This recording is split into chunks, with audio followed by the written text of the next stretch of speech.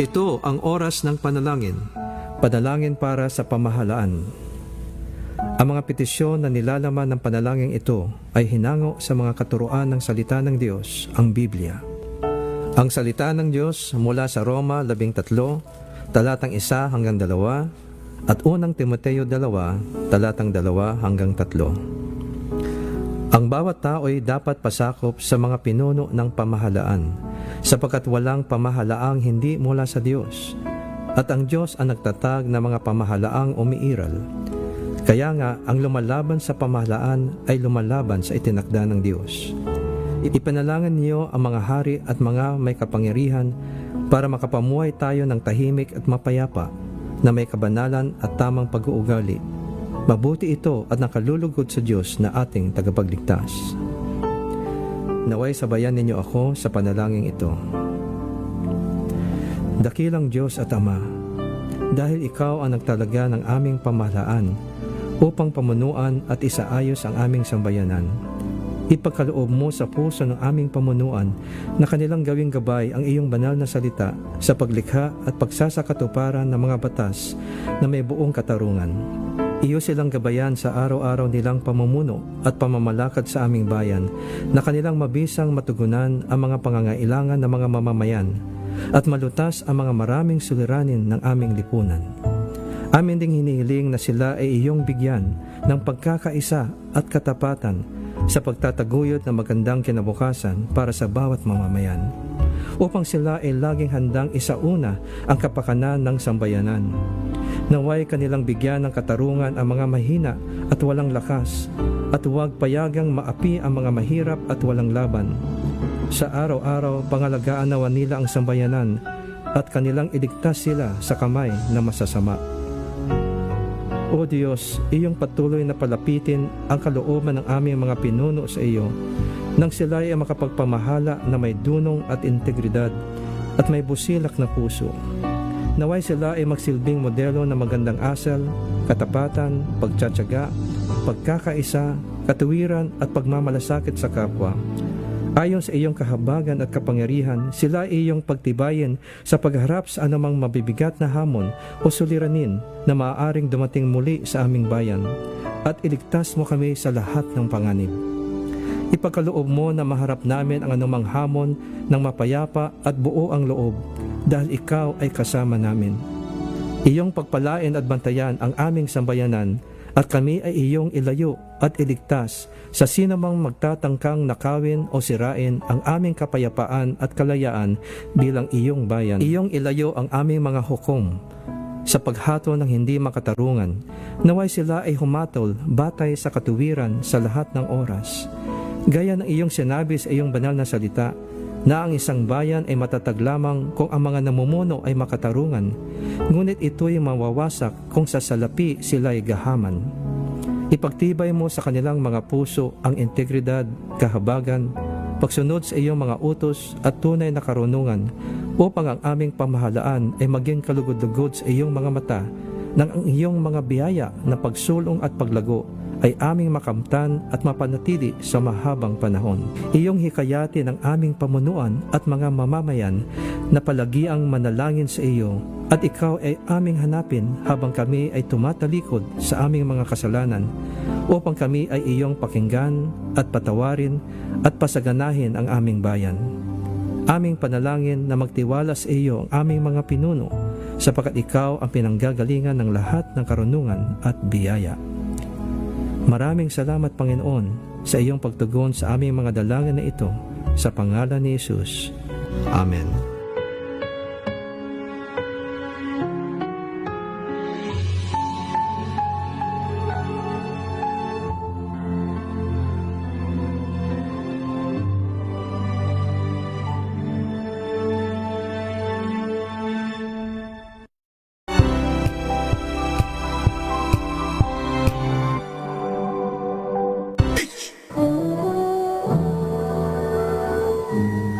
Kauna-unahan sa Pilipinas.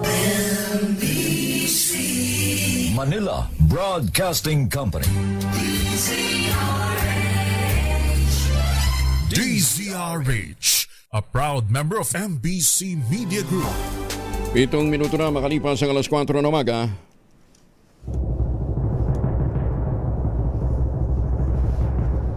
And the Golden Dove for Best Science and Technology Journalist goes to Angelo Palmones, DCRH. Ito na ang 28th KBP Golden Dove Awardee, Best Science and Technology Journalist, si Angelo Palmones sa Magandang Umaga, Pilipinas! DZRH Magandang Umaga Pilipinas sa DZRH Radio, DZRH TV at DZRH Online. Kasama si Kuya Angelo Palmones. Magandang Umaga Pilipinas. Luzon, Visayas at Mindanao at saan mong panig ng mundo naroroon ang mga Pilipino. Magandang umaga, Pilipinas! Mayadayat nga aga sa mga taga-Negros, may nga aga mga uturandada. May buntag, Visayas, kag Mindanao. 28 tayo ngayon ng Abril, Martes. Sa ulo ng ating mga balita, Saldico wala na sa custody ng Czech Republic ayon sa Department of Justice. Attorney Harry Roque at Mrs. kinasuhan ng tax evasion ng BIR sa Department of Justice.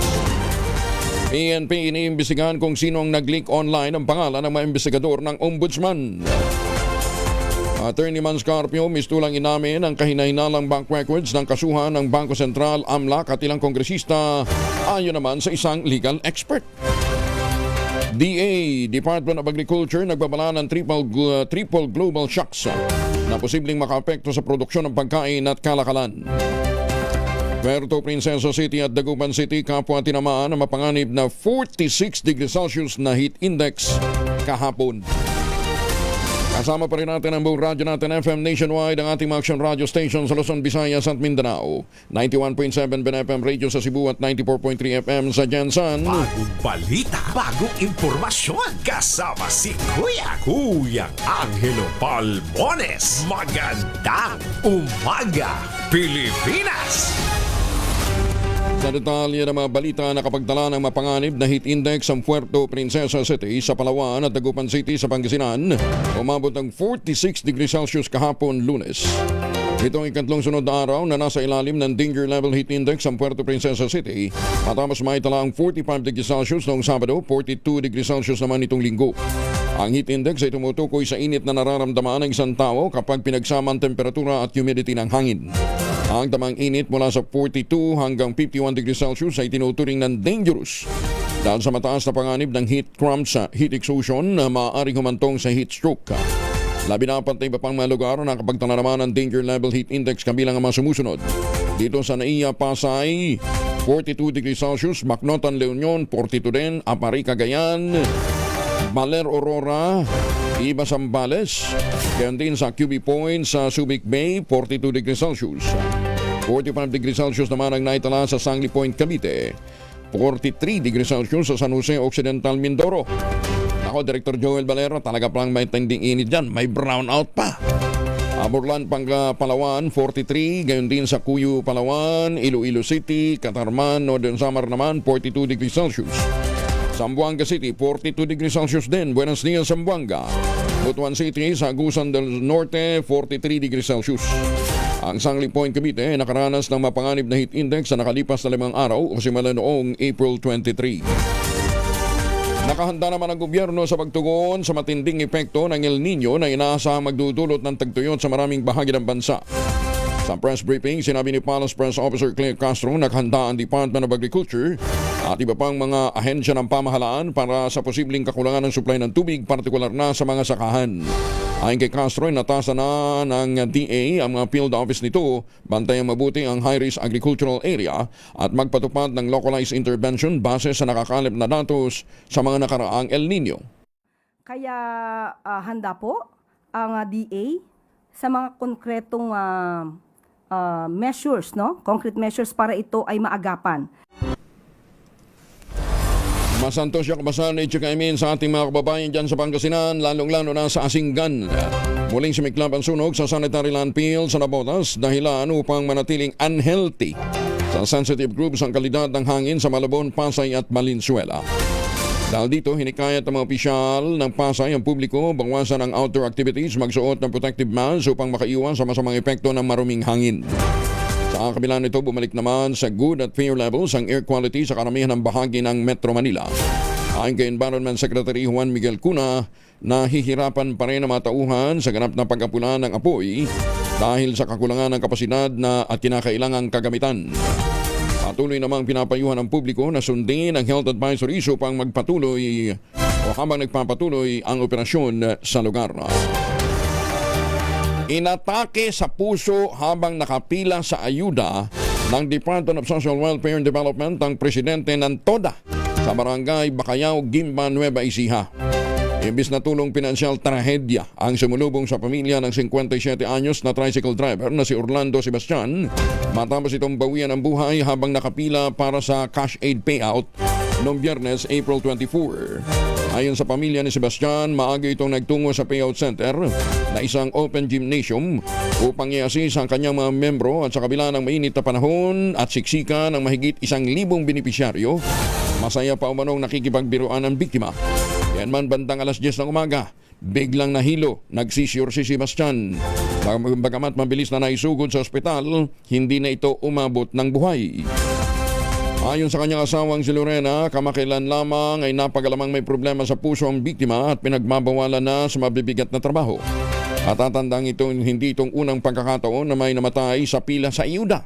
Kamakailan lamang isang 62 years old na driver din ang pumanaw sa kahalintulad na insidente sa Quezon City.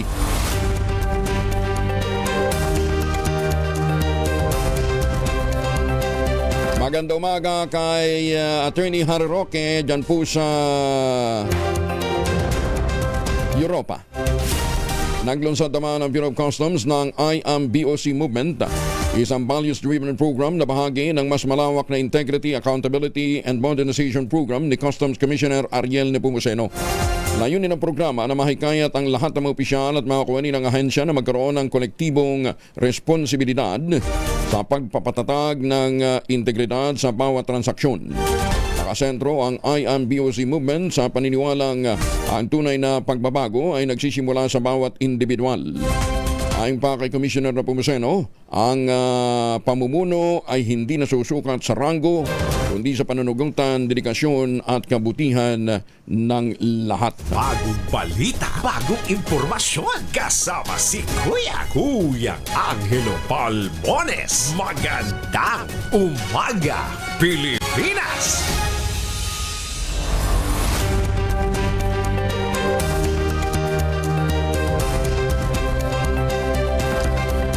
Alas 4:15 mga mamis!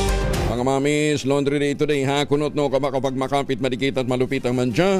All you need is pride. Ba't mapahirapan ang self-con sa pride? Easy at worry-free naman ang laundry. Sa triple stain away formula, tanggal ang matitindi mantsa based on test sa chocolate, mud, and sabon and cotton. Gawa po ito ng ACS. Wala na sa kustudiya ng mga otoridad sa Czech Republic ang dating kongresista at puganteng si Saldico. Ito naman ang kinumpirma ni Justice Secretary Frederick Bida sa isang press conference sa Embahada ng Pilipinas sa Prague. Naniniwala ng kalihim na nasa Schengen area pa rin si Ko. Matatanda ang April 16, 2026 nang inanunsyo ng Pangulong Bongbong Marcos na nahuli si Ko sa Czech Republic matapos magtangkang pumasok sa naturang bansa nang walang kaukulang dokumento. Mamaya na lang ho. Basta't meron hong nakausap si Ginoong Saldico at ang sabi nga po ni Saldi, natutulog siya nung matanggap niya yung balita na siya ay naaresto pala.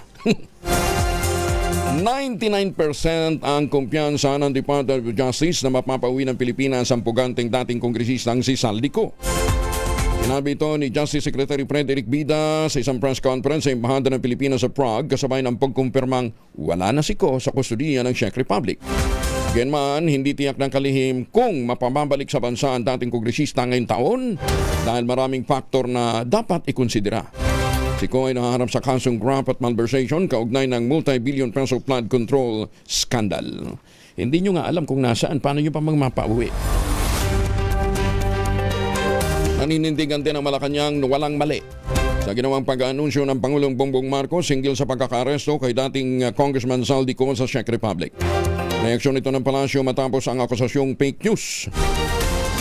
Ang naturang balita kasunod ng pahayag ng Department of Justice na technically hindi pa nadadakip si Ko. Paliwanag naman ng Palace Press Officer na si Gil Castro, hindi lang ginagamit ng Czech Republic ang terminong inaresto. Sumali totoong nahuli doon ang dating mambabatas. Ginit ni Castro, hindi premature at lalong hindi fake news ang naging anunsyo ng Pangulo kaugnay ng estado ni Ko na sabit naman sa anomalyang flood control projects. Ano ba ang inanunsyo ni Pangulo? Hindi po ba ang inanunsyo ng Pangulo unang-una ay nahuli si Zaldico? Totoo naman. Di po ba? Nasa kustodiya ng Czech Republic si Zaldico. Totoo naman. At ang sabi ng Pangulo, nakikipag-coordinate tayo sa Czech Republic. Totoo naman. So anong premature doon? Walang premature doon. Anong nais ng Pangulo? Madala at mabalik si Zaldico dito sa Pilipinas. Tama. Walang pagbabago doon. Hanggang ngayon, yun ang nais din natin. So anong premature doon? Walang premature doon.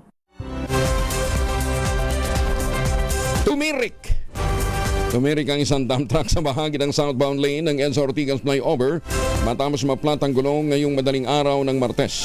Dahil dito pinapayuhan ang mga motoristang dumaan o daraan sa nasabing area pansamantalang gumamit ng alternatibong ruta habang hinihintay na maalis ang nakaharang na truck. Nasa lugar na ang mga enforcer mula sa Metropolitan Manila Development Authority upang magmando ng trapiko at iwasan ng lalong pagbigat ng daloy ng mga sasakyan. Oy, good news at bad news sa mga motorista. Magpapatupad muli ng panibagong rollback sa presyo ng diesel at kerosene ng mga kumpanya ng langis sa bansa. Habang may katiting na pagtaas naman sa presyo ng gasolina. Sa anunsyo ng Department of Energy, bababa ng 12 pesos and 94 centavos per liter ang diesel. Habang 15 pesos and 71 centavos naman sa bawat litro ng kerosene. Habang madadagdagan naman ng 53 centavos per liter ang gasolina. Ito ang ikatlong linggo ng pagbaba ng presyo ng petrolyo matapos ang 5 magkakasunod na linggo ng mega oil price hike. Bukod dito, inaasahan ang pagbaba na rin ng halaga ng diesel sa Metro Manila at iba pang kalapit na mga probinsya hanggang 75.93 per liters mula sa nating peak na nasa 170 pesos per liter. Magandang umaga, Pilipinas! Mamaya na ho kayo magkarga mga alas 6. Tumaas naman sa 54 days ang fuel inventory ng bansa batay sa huling datos nitong April 24. Ayon kay Energy Secretary Sharon Garin, nasa 53.91 days pa ang supply natin ng gasolina, 54.61 days naman ang para sa diesel, 168.74 naman para sa kerosene. Samantala, nasa 70.83 days naman ang para sa jet fuel, 67.55 days ang fuel oil at 38.44 days para sa LPG. Sabi ni Garin, sapat ang inventaryo para magtagal ng hanggang kalagitaan ng Hunyo. Hindi po bumababa po yung number of days natin kasi tuloy-tuloy din yung pagdagdag kahit kumukonsumo tayo ng 34 million liters every day ng diesel. The same for gasoline, kahit 24.631 po million liters ang nakokonsume ng buong bansa. Hindi rin bumababa yung number of days natin kasi tuloy-tuloy ang pag-deliver tuwing nag-o-order yung mga oil companies natin. Nakaka-deliver naman yung mga suppliers nila. Magandang umaga, Pilipinas! Magandang umaga sa mga taga-Kalumpit, Bulacan. Ang patuloy pong tinatanggap ng PAGCOR ng Philippine Amusement and Gaming Corporation sa inyong mga entries para sa 2026 PAGCOR Photography Contest. Ang tema nga po ay Kids at Play, naglalayong ipakita ang mga simpleng tagpo na sumasalamin sa pagiging masayahin ng mga bata at mga asal na natutunan sa simpleng paglalaro. Bukas ang patimpalak sa lahat ng mga Pinoy photographers, amateurs, mga professionals, basta 16 years old na pataas. Ayon kay PAGCOR Chairman at Chief Executive Officer Alejandro Tenco, hangad ng paligsahan na mapanatili ang matagpong nagpapakita kung paano nakatutulong ang laro at libangan sa paghubog ng karakter at pangarap ng mga paslit. May 3 kategorya na pwedeng nyo salihan ha. Conventional, mobile at drone category. Doon sa conventional category, gamit dyan yung mga mirrorless camera, compact camera, single lens, ba't yung camera?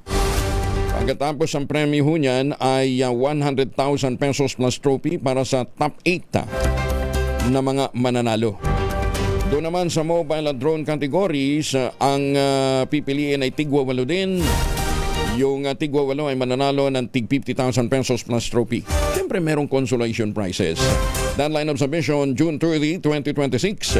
Ipapadala po ninyo sa PAGCOR Photography Contest 2026 website www.pagcor.ph/photocon 2026.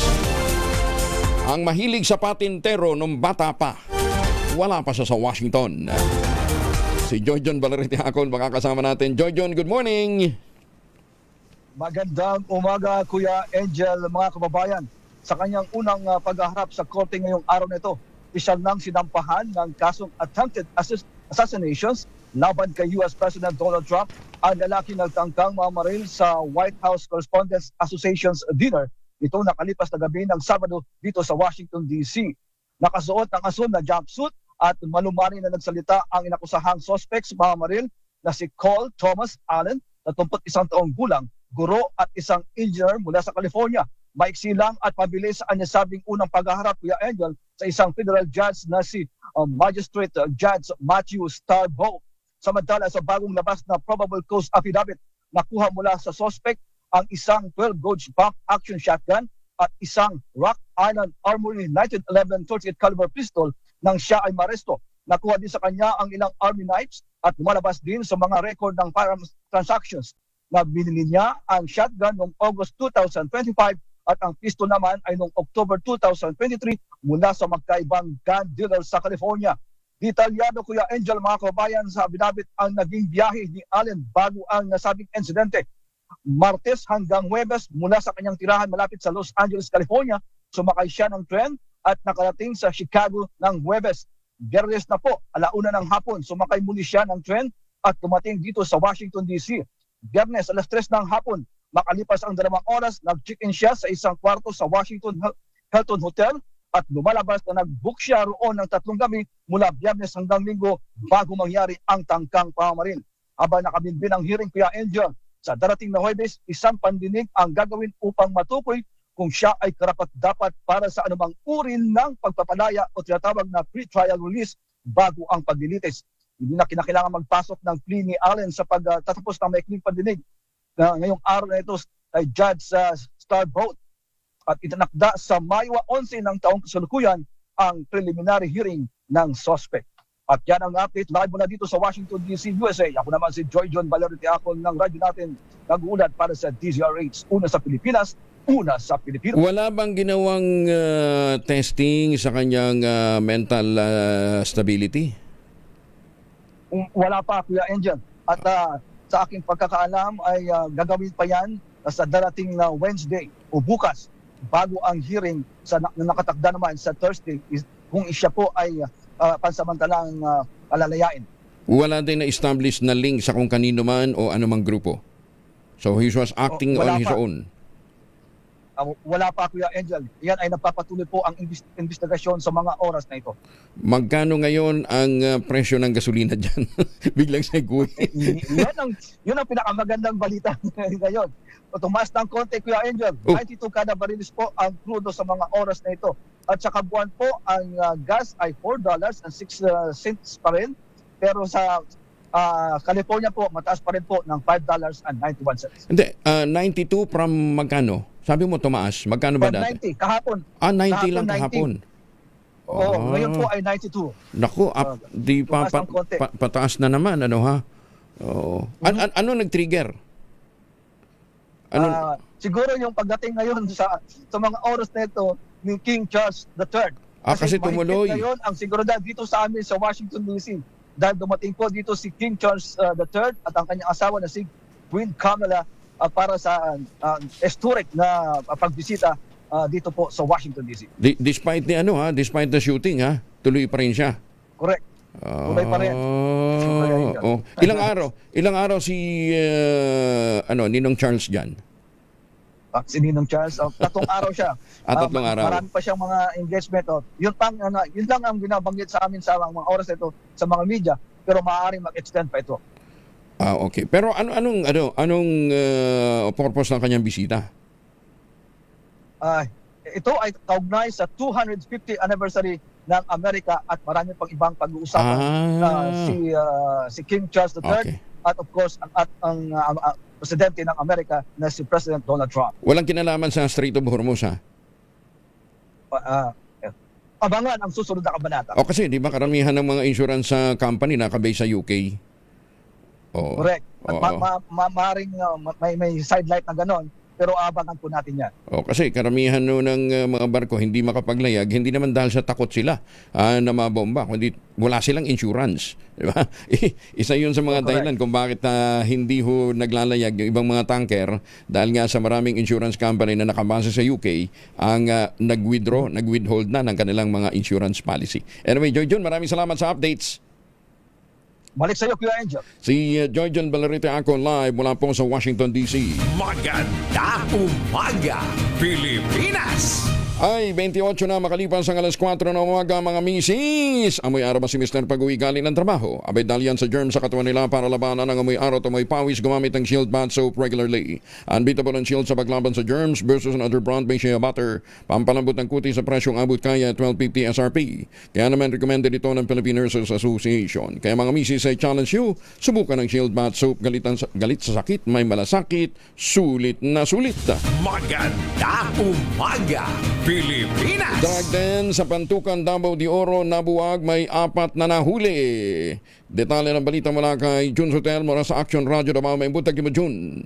Mayong buntag usab Kuyang Angel, nabuwag na mga otoridad ang isang drug den at naaresto ang 4 na hinihinalang sangkot sa iligal na droga sa isinagawang bypass operation sa Barangay Napnapan gabi ng Abril 26, 2026. Kinilala ang narestong pangunahing suspect si alias Robert, 30 anyos, na itinuturong maintainer ng drug den matapos maktuhang nagbibinta ng hinihinalang shabu sa isang operatiba na nagpanggap na buyer. Kasama rin nadakip ang alias Mark na tauhan ng drug den at 2 bisita na sina alias Rogelio at Rinaldo. Sa operasyon, nakumpiska ang 8 pakiti ng inihinalang shabu na may kabuang bigat na humigit kumulang 43 grams at tinatayang halaga na 283,000 pati na ang bypass money at iba't ibang drug paraphernalia. Ayon sa mga otoridad, ang operasyon ay sinagawa sa koordinasyon ng Philippine Drug Enforcement Agency at iba't ibang unit ng kapulisan bilang bahagi ng pinaigting na kampanya laban sa iligal na droga sa lalawigan. Nasa kustodiya na ng mga otoridad ang mga suspek at naharap sa kasong paglabag sa Republic Act 9165 o Comprehensive Dangerous Drugs Act of 2002. Ito si June Suter para sa DZRH. Una sa Pilipinas, una sa Pilipino. Dagang salamat, Jun Soter. Uhan ko sa ima sa mga Pilipino dyan po sa Japan.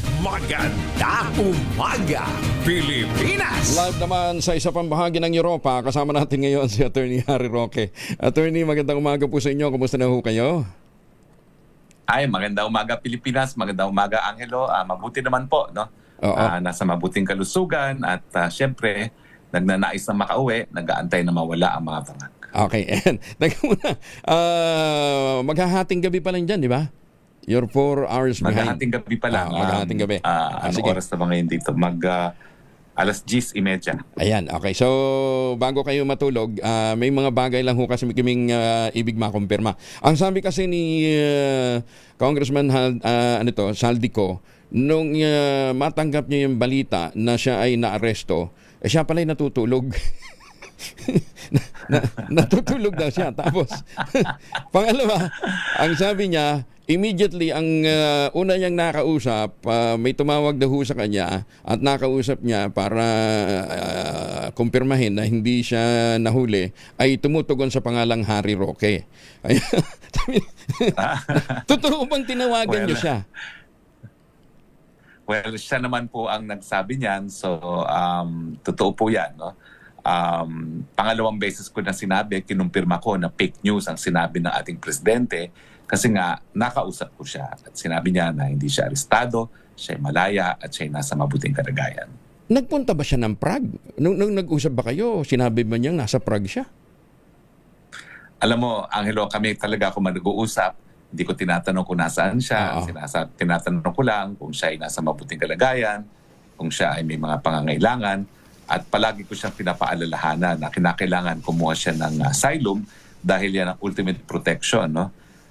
Maraming napapabalita na meron siyang golden visa, meron siyang second passport. Pero sabi ko, lahat yan ay hindi makakapagbigay protection sa kanya kapag gumalaw ang gobyerno. No? Tanging pagiging asylum seeker lamang ang magbibigay ng ganyang protection dahil ang asylum naman ay dito nagsimula yan sa Europa dahil sa napakasamang karanasan ng mga European sa pangalawang pandaigdigang digmaan. No? Kaya sabi ko sa kanya, asylum is the best course of action, pero hindi ko alam kung siya ay sumunod. Ang pagkakaintindi ko, meron din siya mga European na mga abogado na sa tingin ko are not giving the same advice that I have given him. Anyway, kinumpirma na rin kasi ng Department of Justice ni Secretary Vida, nagpa-press conference po ito, at sinabi niya, wala na sa Prague si Ginoong Zaldico. Alam mo, hindi sa akin sinabi ni Zaldico kung kailan siya umalis ng Prague, pero ako, alam ko as of Saturday, 17, wala na siya sa Prague. In fact, ang duda ko umalis siya sa 16 pa lamang. No? Matapos na maanunsyo nga ng presidente yung fake news na siya ay na-apprehend sa Prague. No? Pero nakumpirma ko on the 17th, wala na siya sa Prague. So, sinong pinuntahan ni Secretary Vida? Hindi ko na po alam. No? Kasi ako naman ang ginawa ko dahil ako'y nag-aalala rin na baka may mangyari dito kay Zaldico at importante ang mga sinisiwalat na mga bagay-bagay ni Zaldico. No? Siya talaga yung kaisa-isang whistleblower na nagsabi na ang presidente natin ang mastermind ng lahat ng korupsyon dito sa Pilipinas. No? So minabuti ko actually na kumuha ng abogado, tanyag na abogado, vice president ng European Criminal Bar, at siya na ang nagsabi sa akin kung ano yung nangyayari kay Zaldico, at as of Saturday, wala na siya ng Czech Republic. Okay. At doon tumawag sa akin, more or less, yung mga panahon na yon, doon din tumawag sa akin si Zaldico to confirm na hindi siya na-arestado and that he's okay. Meron kasing shooting dyan ng Secret of Prague. The Secret of Prague. Hindi. Ang shooting dito ay Junkie Tears in Prague. Sana all. Tulog na kayo, Sec. Attorney Harry Roque, thank you for joining us. Magandang umaga po. Kinumpirma lang namin. Teka, baka sabihin nila, ay lang niya kausap ni Angelo. Maraming salamat din po. Ingat po. Magandang umaga. Yan. O sumasagot naman, hindi ho robot ang kausap po natin. Si Secretary, si Attorney Harry Roque po yun. Magandang umaga, Pilipinas! Ay, susme. Ay de las Alas, nakamubo na sa pinagdaan ng heartbreak ng sa dating asawa. Detalye ng balita mula kay Morley Alinio. Morley, good morning! Nawawala si Gising na ang showbiz, rampa na Pilipinas. Good morning, Kuya Angel. Matagal nang tapos, matagal nang nakalimutan. Healed na ang sakit sa puso ni Ay de las Alas na ginawa ng lalaking kanyang pinakasalan na si Gerald Sibayan. Imagine, matagal na palang nagkakaroon ng lokohan. Pero ang lahat, gaano man kasakit, ay peklat lang iyon sa puso ni Ay de las Alas. Mananatiling may alaala, may pilat, pero kailanman ay hindi na mabubura yung ginawang kalokohan sa kanya ng lalaking pinakasalan. Inaruga, pinag-aral, at binigyan pa ng pagkakataon na ma-issuehan ito ng green card. Mahigit ng 1 taon ang nakakaraan. Pero sa totoo lang, hindi pa rin malimutan ni Ay de las Alas yung mga gabing iniiyakan niya yung hiwalayan nila. Hindi pa rin mabura sa isipan ni Ay yung respeto, pagmamahal na ibinigay niya sa lalaking kanyang minahal. Pero ang lahat ay naglaho na. Ayon kay Ay, naka-move on na siya. hanap uli ng bagong pag-ibig kung may darating pa. Pero hindi ibig sabihin ito ay in good terms na sila ni Gerald Sibayan. Yan ang ating DZRH Showbiz Status News. Ako po ang inyong RH47, Morley Alinio para sa DZRH. Una sa Pilipinas, una sa Pilipinas. Maraming salamat, Morley. Magandang umaga, Pilipinas! Target naman ng Department of Agriculture na makakuha ng hanggang $1 bilyong na pondo mula sa mga dayuhang institusyon upang paunlarin ang sektor ng kawayan at livestock sa bansa. Sinabi ng Agriculture Secretary Francisco T. Laurel Jr., target ng DA humiram ng $300 million hanggang $500 million sa Official Development Assistance o ODA mula sa Asian Development Bank. Gagamitin ang pondo sa pagpapaunlad ng engineered bamboo na madalas na gamitin sa industriya ng konstruksyon. Ayon kay Laurel, maliban sa kita, malaki rin ang may tutulong ng pagtatanim ng giant bamboo laban sa soil erosion at para sa reforestation. Bukod sa kawayan, naghahanap din ang DA ng $300 million na pondo.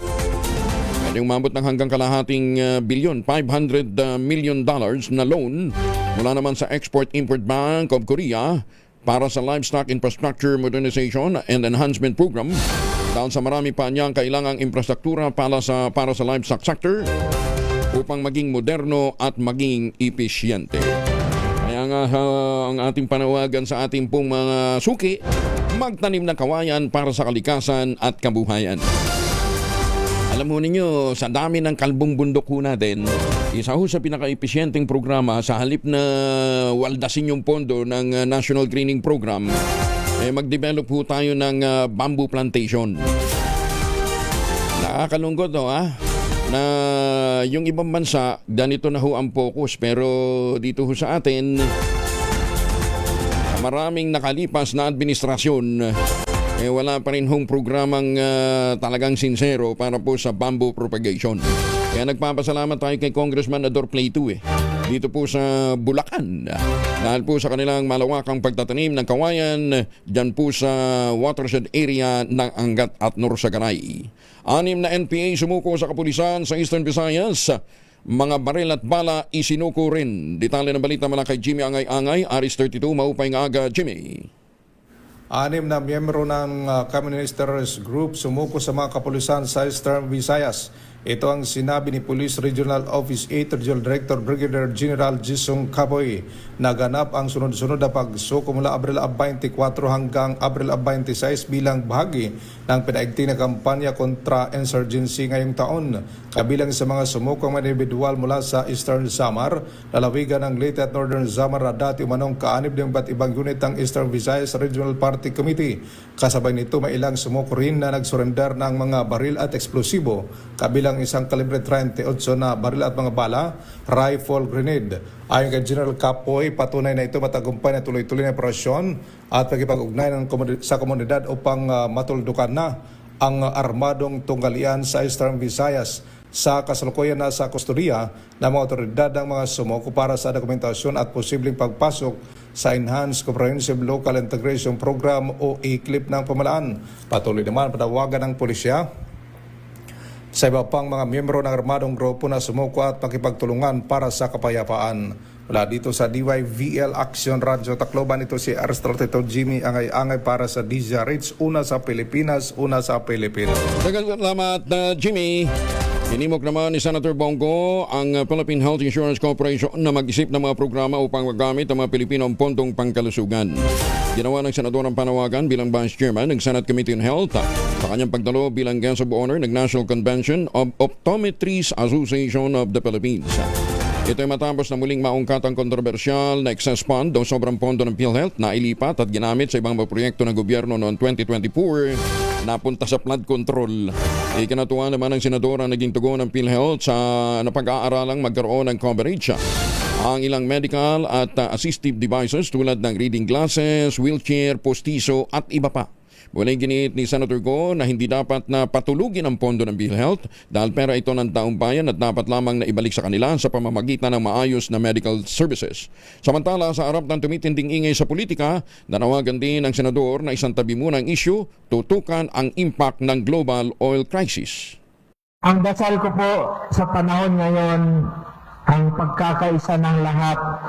Ang gulo po ng buong mundo sa gera, ang gulo po ng Pilipinas sa politika.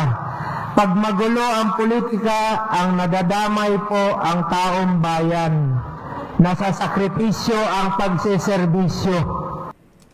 Maganda umaga, Pilipinas! Sa mga may lakad, huwag kalimutan magbaon ng proteksyon laban sa mikrobyo. May dalawang formulation ng family alcohol na pwede nating pagpilian. Yung family 70% isopropyl alcohol, especially prepared for clinics, hospital, pharmacies, laboratories, pero okay na okay din po sa households. Very effective yan sa disinfection at sterilization. Ganyan ang bagsik ng family 70% isopropyl alcohol. Maghapon man natin gamitin, no problem. Hindi po manunuyo ang ating mga kamay dahil meron po itong moisturizer. Yun namang mabangong family rubbing compound improve alcohol. Yun po yung mabangong isopropyl alcohol na ginagamit po ng mga masahista, mga barbero, mga doktor, mga nurse, mga kabandrona for sponge bathing and other cleansing purposes. Family rubbing alcohol para DZH subok na sa habang panahon. Mabibili sa naman butik at convenience stores nationwide. Family rubbing alcohol hindi lang pampamilya, pang sports pa. Maganda umaga, Pilipinas! 19 million pesos na laga ng hinihinalang shabu na kumpiska sa isang lalaki sa inilunsad na drug bypass operation sa Zamboanga City. Detalye na balita mula kay Jun Di Makutak, Aris 19. Assalamualaikum, Brother Jun. Alaikum assalam, Brother Angel. Bilang resulta ng Joint Anti-Illegal Drugs Operation sa Zamboanga City, isang lalaki na tinaguriang high-value individual ang nakuhanan ng 2.8 kilograms ng pinaniniwalaang shabu na nagkakahalaga ng 19 million pesos. Ang lalaki ay agarang inaresto matapos makumpirmang dala nito ang inibentang shabu sa ikinasang drug bypass operation ng City Drug Enforcement Unit, Zamboanga City Police Station 6 and 7, katuwang ang Zamboanga City Mobile Force Company at Philippine Air Force.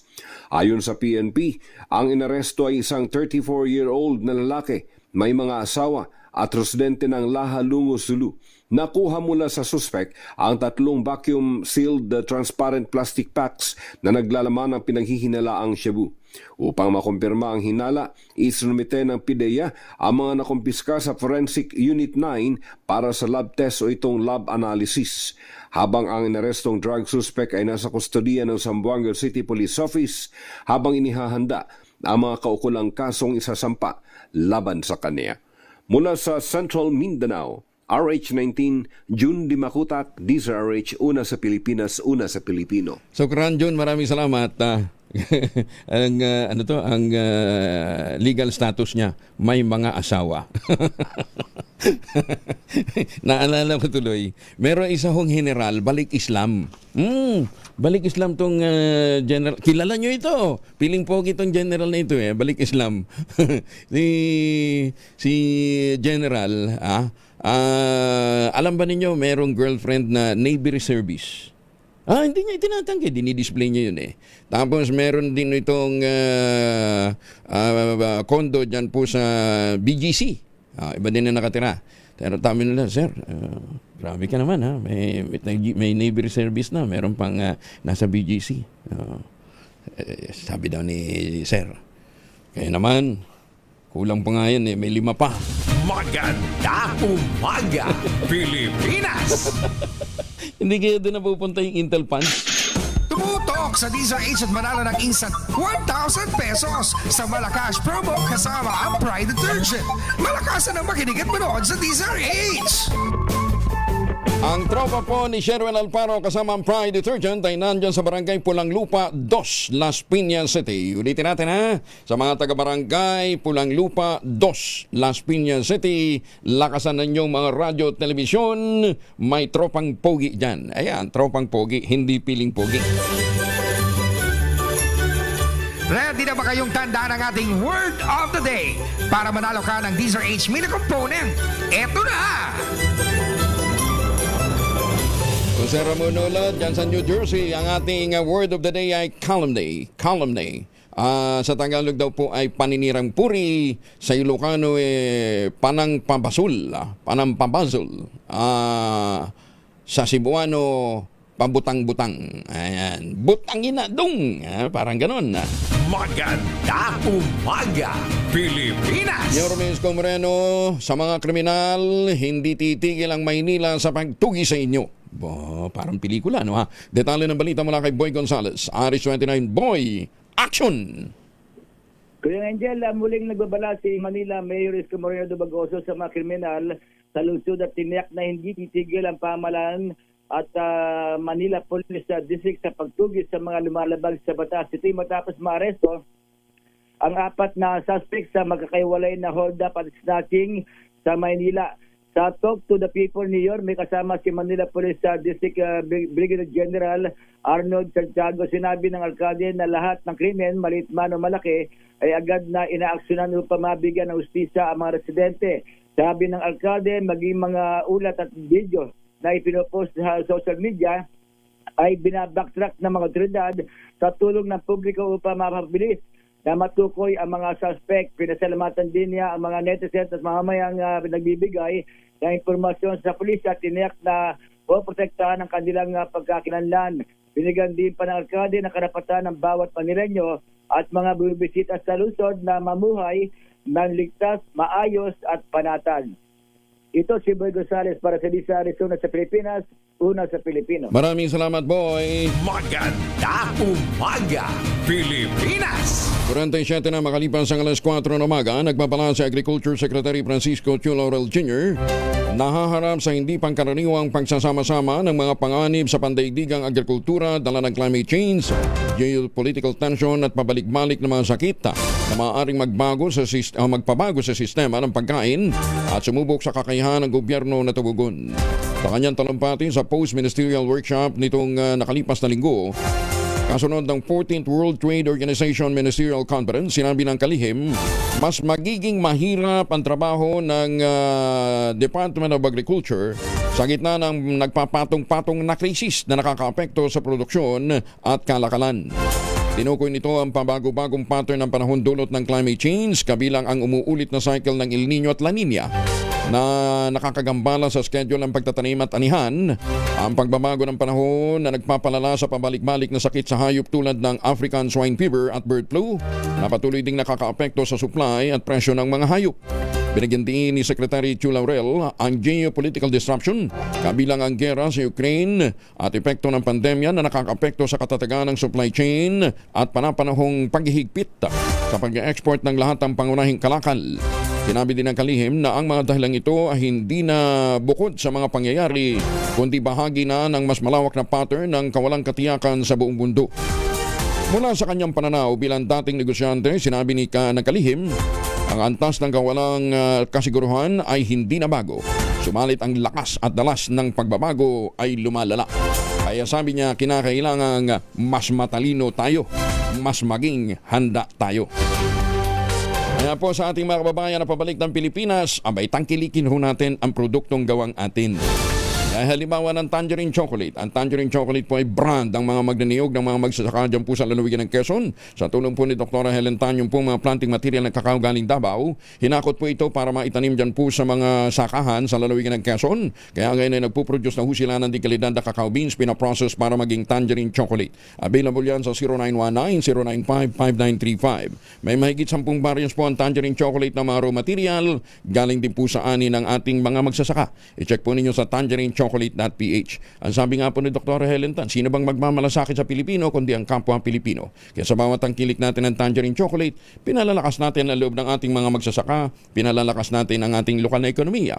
Tangerine Chocolate 100% gawang lokal, but taste and looks global. Tinulungan ito ng DTI at ng DOST. Pakiusap po ni Dr. Helen Tan, sana po ay ating tangkilikin ang Tangerine Chocolate. Maganda umaga, Pilipinas! Meter reader ng Abra Electric Cooperative binaril. Napatay sa Peñarubia, Abra. Detalye ng balita mula kay Romy Gonzales, Irish 41 ay Bagdabigat, Romy. Nasawi ang isang meter reader ng Abra Electric Cooperative matapos barilhin ng di pa nakikilalang suspect sa barangay Luswak, Peñarubia, Abra. Batay sa initial investigation ng pulisya bandang alas 10 ng umaga kahapon nang itawag ng isang concerned citizen ang nakitang bangkay ng biktima sa lugar ng mga empleyado ng Abtemco sa sitio Sinilagan, Barangay Luswak sa bayan ng Peñarubia.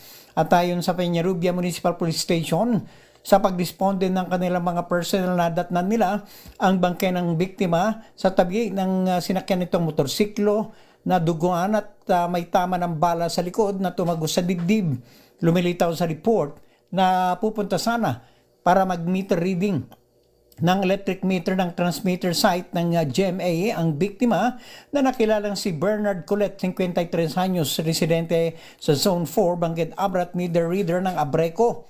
Walang na-recover na basura ng anumang bala sa crime scene na nasa liblib na lugar at tumikit kumulang 200 metro ang layo mula sa transmitter site ng GMA. Walang naka-duty sa transmitter site ng mangyaring pamamaril. Positibong kinilala ang biktima ng kanyang mga kamag-anak at kasamahan sa trabaho. Sa ngayon ay patuloy na tinututukan ng pulisya lahat ng anggulo para matukoy ang suspek at motibo sa naturang pamamaril. Ito si RH41 Romy Gonzalez para sa DZRH, una sa Pilipinas, una sa Pilipino. Maraming salamat, Romy. Diyos na Gina, 5 maskaradong di kilalang lalaki. Aba, may 22 anyos na estudyante ginapos tinakpan ng bibig sa Limay, Bataan. Bakit kaya? Alamin natin mula kay Danny Kumilang, Aris 37. Danny, good morning. Pwersahang pinasok ng 5 maskaradong di kilalang lalaki ang tahanan ng isang 22 anyos na estudyante at iginapos ito at saka tinakpan ang bibig sa Armanbil Subdivision, Barangay San Francisco, Limay, Bataan, alas 3:35 kahapon ng hapon. Ayon sa ulat, illegal na pumasok ang mga sospek sa tirahan mismo ng biktima at makalipas ang ilang minuto matapos igapos at takpan ang bibig ng biktima, tumakas ang mga ito at lulan ng isang Toyota Innova na kulay silver na naplakahan na BFF 497. Wala namang naiulat na nawawalang gamit o pinsala sa biktima. Nagsagawa agad ng hot pursuit operation ang PNP para sa pagkakakilalang at pag-aresto sa mga sospek. Samantalang patuloy ang investigasyon ng pulisya sa motibo ng insidente. Danny Kumilang, RS37 DZRH, una sa Pilipinas, una sa Pilipino. Maraming salamat, Danny. May paabakikayungan sa mga suki natin dyan po naman sa Pampanga. Maganda umaga, Pilipinas! 53 makalipas ang alas 4 ng umaga, oras na para tayo po ay mag-ultamayo. Pero sabi nga din po ng mga dalubhasa, isang oras bago matulog, 2 kapsula, mas may enjoy natin ang mga benepisyo ng ultamayo. Ang ultamayo po ay postbiotic with Lactococcus lactis-rin plasma. Dumaan po ito sa mahabang clinical trial. Hindi testimonial, hindi kwenteng kutsero, kundi human clinical trial. Ang bawat kapsula ng ultamayo ay nagtataglay ng 50 billion cells ng Lactococcus lactis-rin plasma. Kaya napaka-potent po nito. Pagpasok po sa ating katawan, activate nga po nito yung PDC, yung plasmacytoid dendritic cell. Yan po yung naman tinatawag na madalubhasa na commander ng ating immune system, responsable sa pagtataboy ng mga toksin sa ating katawan habang tayo po ay natutulog.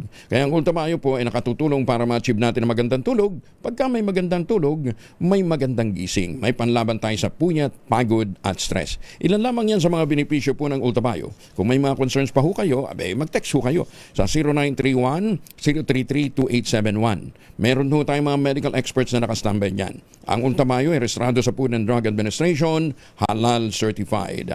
At kung ngayon ho kayo bibili, available po yan sa Mercury Drug Store, HB1 Plus Pharmacy, Curamed at Amesco Drug. Pag bumili ho kayo sa Mercury, ang isang box ng ultamayo, yung 30 capsules sa alinmang Mercury Drug Store sa buong bansa, makakakuha ka pa rin ng free 100 pesos Mercury Drug Gift Certificate. Promo runs until July 31, 2026 only. Per DOH FDA CFRR Permit Number 0981-0/2025. Mahalagang paalala, ang ultamayo po ay hindi gamot at hindi dapat gamitin panggamot sa anumang uri ng sakit. Tumutok sa DZRH at manalo ng instant 1,000 pesos sa Malacash promo kasama ang Pride Detergent. Malakasan ang makinig at manood sa DZRH! Ito. Kumpirmado. Hindi fake news. May huli si Sherwin Alparo. Sherwin, saan siya nakalitin? Naku, Kuya Angel, wag ka nga ano siya, baka tayo hulihin ito. Dahil huling-huli natin na nakikinig ng DZRH. Itong si Tatay, na kayo po yung enforcer. Enforcer? Sa barangay. Enforcer sa barangay. Ang pangalan niyo po? Arthur Pedrosa. Si Tatay Arnold na palagi nakikinig sa DZRH na sino pa po rin itong announcer sa DZRH tuwing umaga? Si Sir Angelo Palmones. Angelo Palmones, ito meron kang 1,000 pieces. Maraming salamat po, Sir, at malaking tulong po sa amin. Sir, parang malungkot ho kayo. Tay, ba't parang malungkot ho kayo? Ano bang pinagdadaanan natin ngayon? Maraming salamat po, sir. Oh, hindi, ba't parang malungkot ka na, Tay? Hindi po. Hindi ba? Oo. Ismail naman dyan. Tatay naman, binigyan na nga na 1,000. Ayan, ang ganda ng salita. Sige. Mamaya na ako magtatanong, Jerwin. Bigyan mo na ibang premyo para ganahan si tatay. Tatay, kailangan na mahulaan mo yung ating word of the day para makuha mo yung ating medium component. Calumny, sir. Ayun, calumny. Oh, galing Calumny, diba? Galing na pagkakapronounce. Calumny. Ibig sabihin ay paninirang puri. Ayan. ang galing talaga ni Kuya Angel. Nakuha mo sa ating medium component. Hati tayo dyan sa medium component. Ang official registered partner ng DZRH, alagang Astron, alagang maasahan. At syempre meron ka rin tatanggaping grocery mula naman sa ACS at sa DZRH. At syempre, meron ka rin pinakamalaki, pinakabago, pinakamabango ang Pride Republic Conditioner Strawberry Bloom Detergent Powder with Stain Away Formula. 2 kilo yan, kaya kahit gano'ng karaming labahan, ubos yan. And syempre, meron ka rin lalabhan na bago. Ito yung bagong DZRH t-shirt na pwede mo nang isuot at minomodelo ng kapitbahay yung may pinakamalalim na dimple. Sherwin. Maraming salamat, sir. Ang lilo pang naman. Sige. Sherwin. May usapan kami ng mga backup dancers mo eh. Sabi ko, sasayo sila. Ano to? Ready mo nga yung hawak ko ang pride. Hawak ko ang pride. Sasayo daw. Kabayan nyo si Kuya Angel. Diyos ko. Wala pang araw. Ready? Gusto na mag-zumba. Ito. Ready? Hawak ko ang pride. Hawak ko ang pride. Ay, ang tigas ng katawan. Oo. Parang ano yun? Teka. Sandali lang. I-ready lang natin pakakatuwaan lang. Kayo naman Ayan. Sige, ready? Sandali lang. 1, 2, 3, go. Hawak ko ang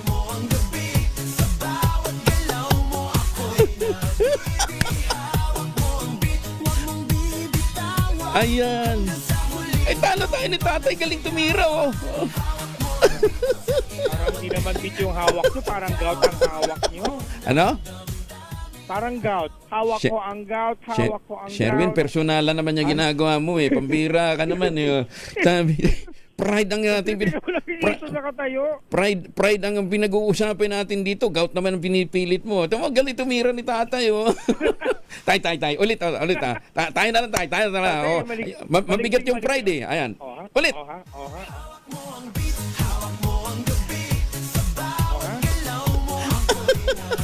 Sige. Ayan, tira. Ayan, nako. Ilang kilo yan? Ilang pride, Sherwin? Ayan, 2 kilo ba yan? Bigat din pala yan. Oo. Kita mo, ang sarap na ng ngiti ni tatay na nakapagsayaw na. Ayan, tay. Pero ang ating maagang sumba hatid sa inyo ni Kuya Angel Palmone. Sherwin, tanungin mo si tatay, di ba dapat bawal ang sumba at saka ang videoke ng alas 10 ng umaga pababa? Alas 10 ng gabi pababa. Huhulihin niya ba yung dalawang yan? Sa inyo, ingay-ingay nyo. Huhulihin niya ba yung dalawang yan? Oo. Hulihin nyo, ha?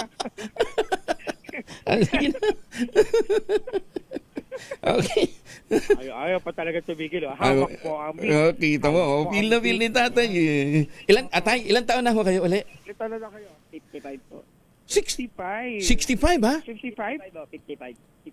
55 lang, pero pag tinignan mo parang 54 lang sa personal. Salamat po. Okay, sige. Ingat tayo. Salamat. Salamat po, sir. Ingat. Sige. Thank you.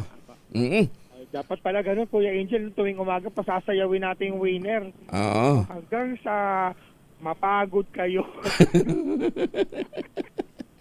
Kaya gusto nga nais manalo ng 1,000 pesos na katupotong sa DZRH. Baka na susunod nating winner sa DZRH Malacash promo kasama ang Pride Detergent Aris number 6, Sherwin Batal Faro DZRH. Una sa Pilipinas, una sa Pilipino. Tutok lang! Tutok na sa DZRH Radio, DZRH Facebook, DZRH YouTube, at DZRH TV. Baka ikaw na ang susunod na winner sa DZRH Malacash promo! 1 minuto na makalipas ang alas 5 ng umaga. This time.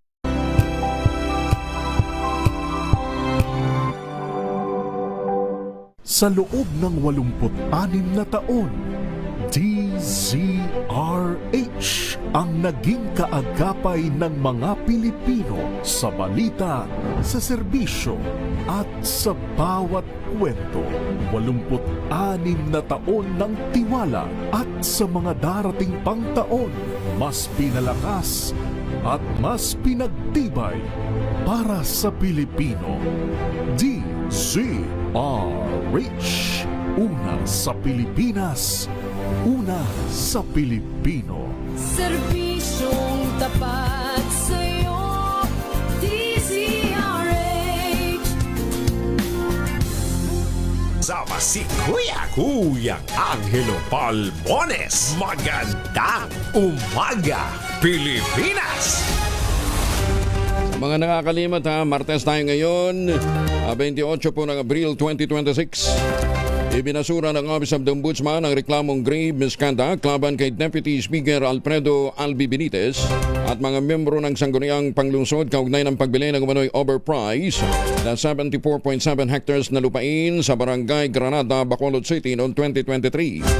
Sa inilabas na desisyon ng anti-graft body, walang nakitang malinaw na basihan upang papanagutin ang mga opisyal sa kasong administratibo o kriminal matapos mapatunayang ang halaga ng lupa ay nakabatay sa aprobadong zonal value o valuation at sumunod din sa proper appraisal. Ikinalugod naman ni Deputy Speaker Benitez at ng mga nadawit na City Councilor ang nasabing desisyon ng Ombudsman kasabay ng pagigit na dumaan sa tama at legal na proseso ang pagbili ng nasabing lupain. Reporter ng NPA mula naman sa bayan ng Lope de Vega, Northern Samar na itinuturing unit militia member sumuko sa pulisya, nag-surrender din ng Granada. Detalye na balita mula kay Jane Galit Bantayan.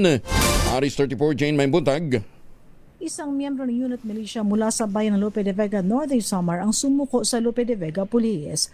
Isa itong lokal na residente nagbibigay suporta sa NPA sa pamamagitan ng pagbibigay impormasyon laban sa mga kasundaluhan at pagtulong sa operasyon ng mga regular na kasapi ng New People's Army. Ayon sa report ng Lope de Vega Police, ang sumukong unit militia ay 32 taong gulang, residente na naturang lugar. Kinumpirma ng kapulisan na kanilang pinuntahan ang nasabing unit militia ng Joint Forces ng Lope de Vega Police, katuwang ang Northern Samar Provincial Intelligence Unit, 1st Northern Samar Provincial Mobile Force Company at makasundaluhan mula sa 43rd Infantry Battalion Philippine Army. Nang mapasuko ng otoridad, isinukuran nito ang isang granada.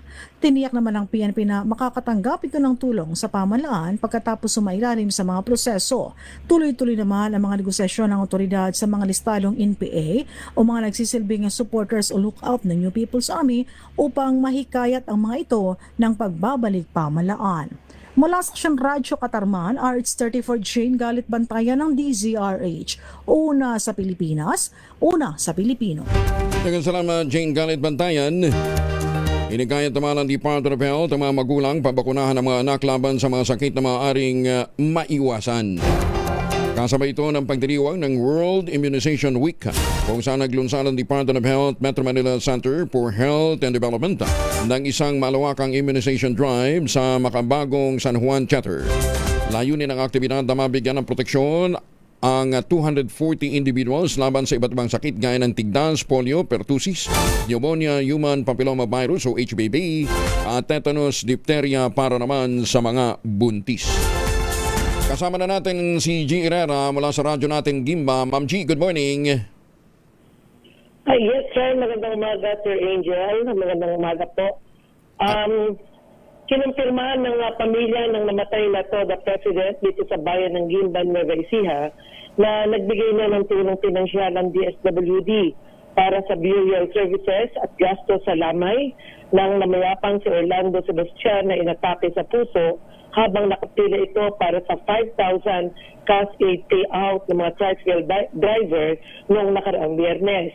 Nagpunta sa tanggapan ng DSWD Regional Extension Office ang anak ng yumao na sinamahan ni Punong Barangay Conrad Duchoso para i-claim ang cash assistance ng umano'y nagkakalaga ng 130,000 at malaking tulong na umano ito para sa naulilang pamilya. Kagabi, isang parangal at pagpupugay ang ialay ng mga opisyal ng TODA Federation kay Orlando. dahil sa kabila ng karamdaman, nagawa nitong samahan ng kanyang mga miyembro at tulungan para sa payout center at kanyang inassist. Alas 10 ng umaga noong Biyernes sa Sir Angel, kasama niya ang pamangking si Joseph Sebastian sa pila ng mag-seizure ito. Kagad itinakbo sa ospital si Orlando, ngunit ginawian nito ng buhay. Mainit ng panahon, crowded ang venue at obligado na ang pipila sa ayuda ay ang mga lehitimong tricycle driver at hindi pwedeng representative ang kukuha kahit na ito may sakit o may disability. Inanunsyo ng MSWDO na alas 7:45 ng umaga ang call time. Kaya alas 7 pa lamang ng araw na iyon ay dagsana mga tricycle drivers sa isang malaking gym dito sa bayan ng Gimba. 3 oras ang lumipas, saka pa lamang nagbigay ng signal ang mga opisyal ng DSWD para pumila ang mga TODA members, makaraang dumating at magsalita ang isang politiko. Pangalawa si Orlando sa kaso ng insidente na namatay sa pila ng ayuda.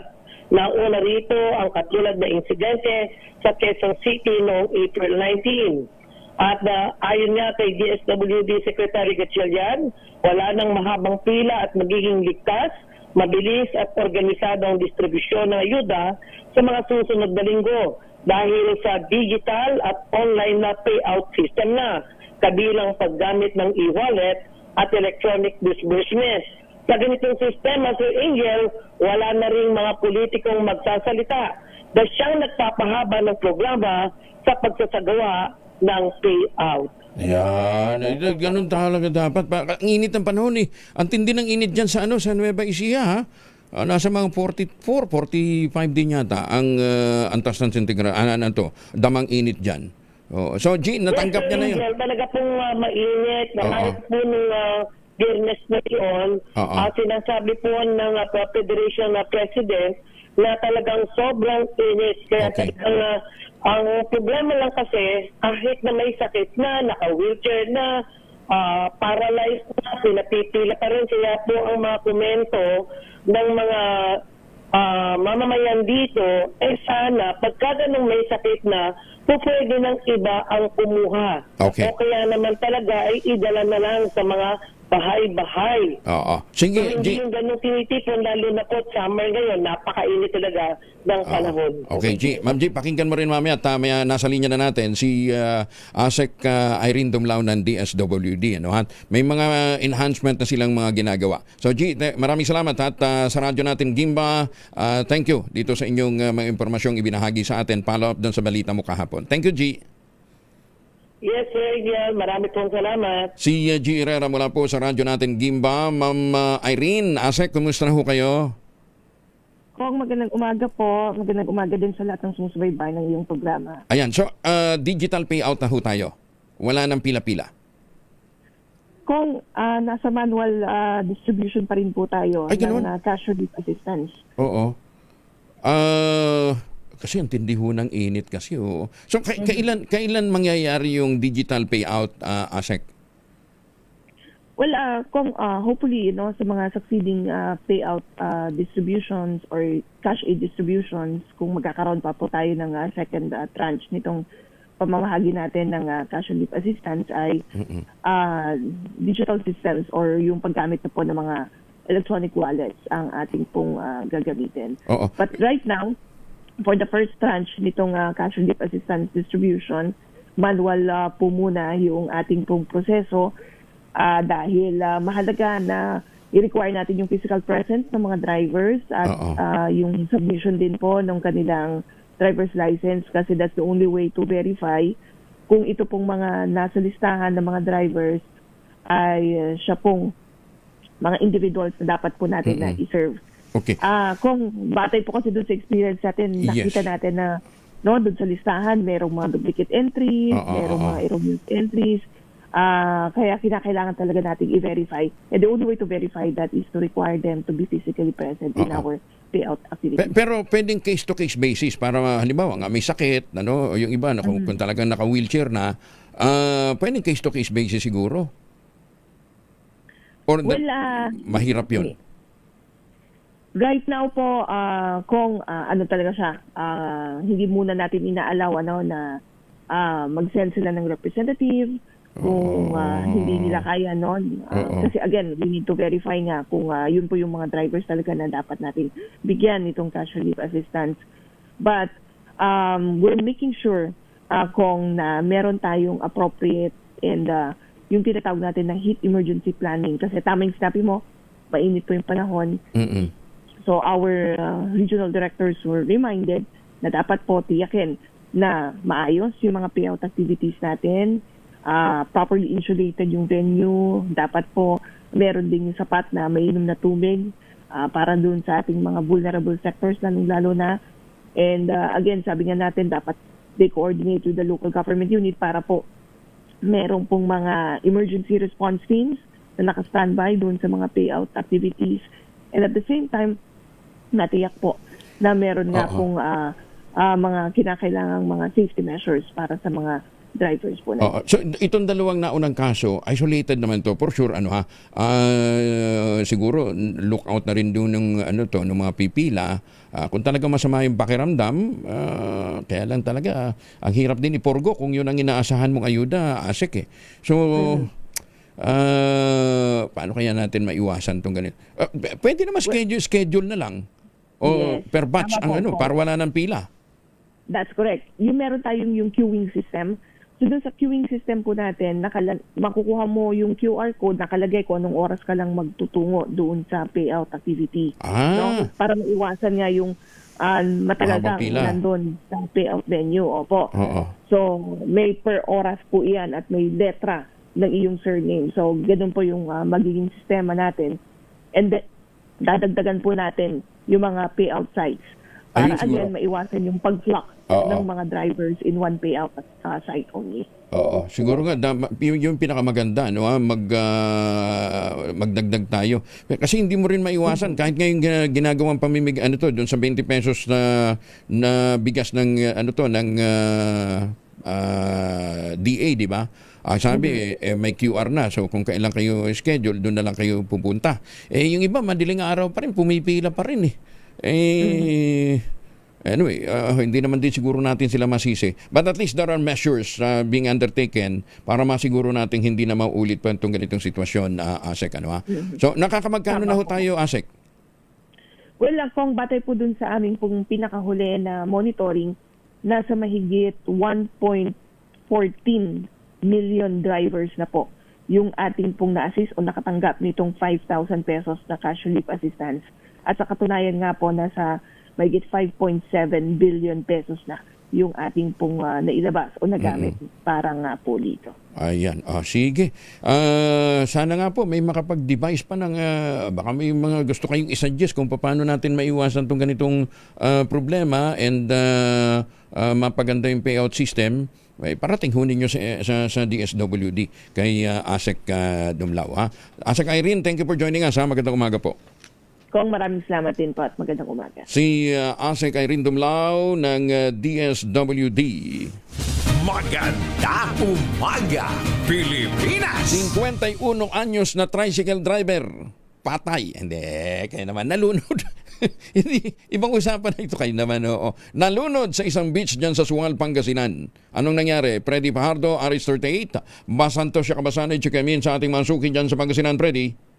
Masantos siya kambusan, Kuyang Angel. Wala nang malay ng masagip ang biktimang 51 anyos na tricycle driver, may asawa at residente ng Barangay Poblacion Sual, Pangasinan na nalunod sa beach sa Barangay Bakiwin ng nasabing bayan. Batay sa ulat ni OIC Chief of Police Major Hermie Raimundo, alas 5:30 ng hapon, nakatanggap sila ng report ng drowning incident sa nasabing lugar at agad silang nagresponde kung saan na-rescue na ng PDRMO bago pa sila nakarating at agad itong sinugod sa paggamot. Ngunit idineklarang dead on arrival na ng attending physician. Sa investigasyon na batid sa testigo na kasama ng biktima na alas 9 ng umaga na sila dumating sa lugar para sa isang simpleng picnic at dakong alas 4:30 ng hapon. Naghahanda na silang magsiuwian ng mapansin nila na nawawala ang biktima at agad nila itong hinanap at humingi ng tulong sa mga otoridad na mabilis namang nagtsagawa ng rescue operation at alas 5 ng hapon ng masagip ang wala ng malay na biktima. Kumbinsido naman ang pamilya ng nasawi na walang foul play namatay sa pagkamatay ng biktima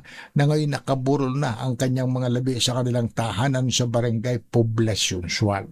Mula sa Action Radio Pangasinan, ito si Freddy Fajardo Aristarte Taguulat para sa DCRH Una sa Pilipinas, Una sa Pilipinas. Maraming salamat, Freddy. Malacanang tiniyak na walang pinipiling kulay ang pamimigay ng ayuda sa mga lokal na pamahalaan.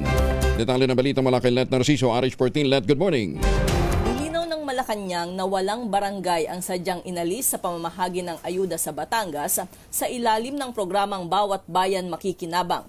Pahayag ito ng palasyo matapos sabihin ni Batangas Representative Leandro Leviste na hindi na isama ang 84 na barangay mula sa kanyang distrito sa distribusyon ng ayuda at hiniling na imbestigahan ang implementasyon ng programa.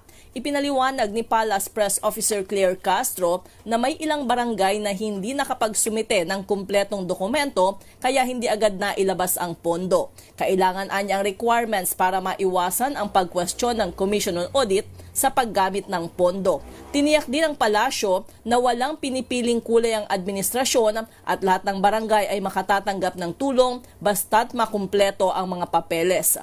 Kaugnay naman ang aligasyon ng ilang barangay officials na mayroong pananakot sa ilang punong barangay na dumalo sa programa, sinabi ni Castro na nakalulungkot ito kung totoo dahil mga residente ang nawawala ng benepisyo. Binigyang diin ng opisyal na hindi politika kundi kapakanan ng mamamayan ang dapat unahin sa pamamahagi ng ayuda. Ito si Let Narciso para sa DZRH, Una sa Pilipinas, Una sa Pilipino. Maraming salamat, Let.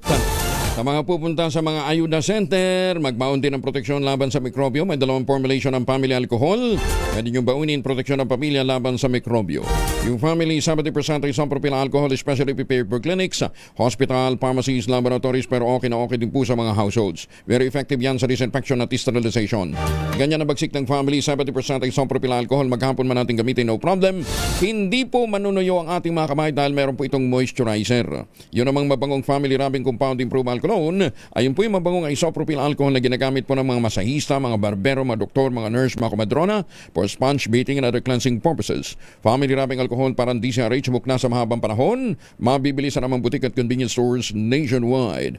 Family rubbing alcohol hindi lang pampamilya, pang sports pa. Magandang umaga kay Asek Cecil Bangcasantos dyan po sa Canada. Maganda umaga, Pilipinas! Good morning, Mayor Senny Mendoza dyan po sa Talisay, Batangas. Magandang umaga din kay Justice Energito, Justice Max De Leon, kay Justice Raul Villanueva, kay Tita Sally. Magandang umaga din kay Chief Justice Alex Mundo, Justice Maidas Marquez. And mga justices ho natin sa iba't ibang panig ho ng mundo. At yung mga taga Sandigan Bayan at Court of Tax Appeals. Salamat ho sa inyong pagtutok. Maganda umaga, Pilipinas! 19 na minuto na makalipas ang alas 5 na umaga.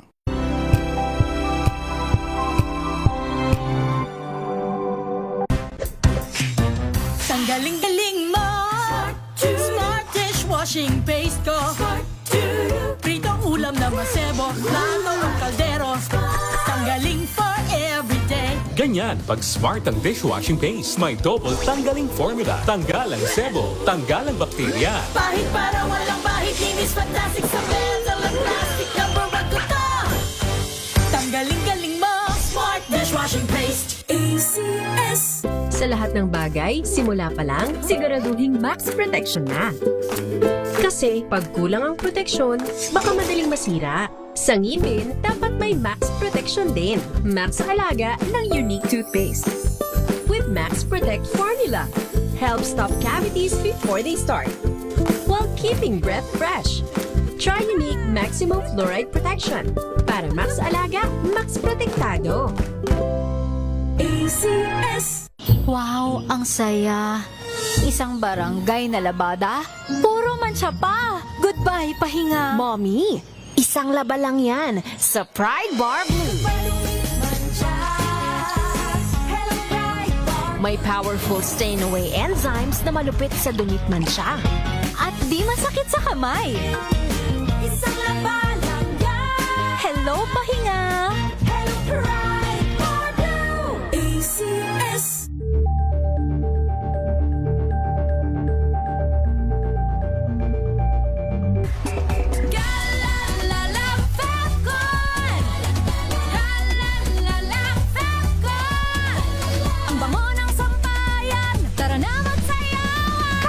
Calefacton, amoy nakaka-joyful.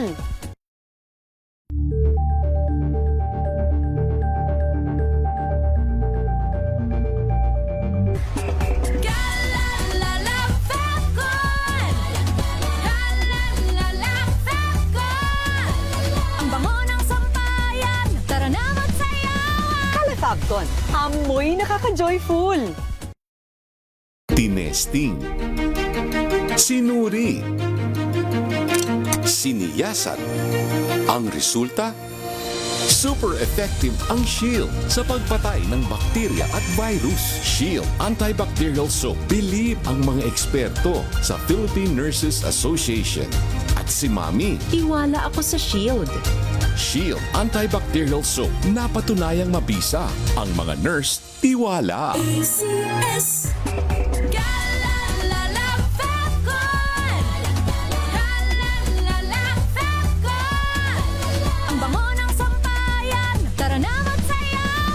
Calefacton, amoy nakaka-joyful.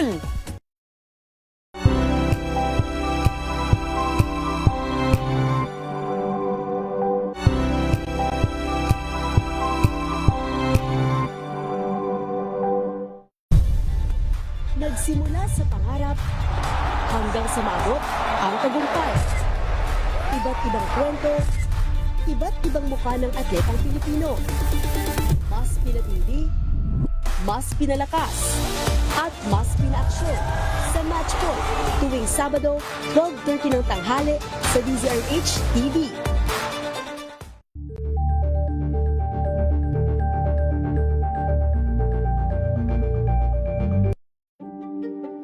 Buklatin ang mga pahina. Pakinggan ang boses ng lipunan.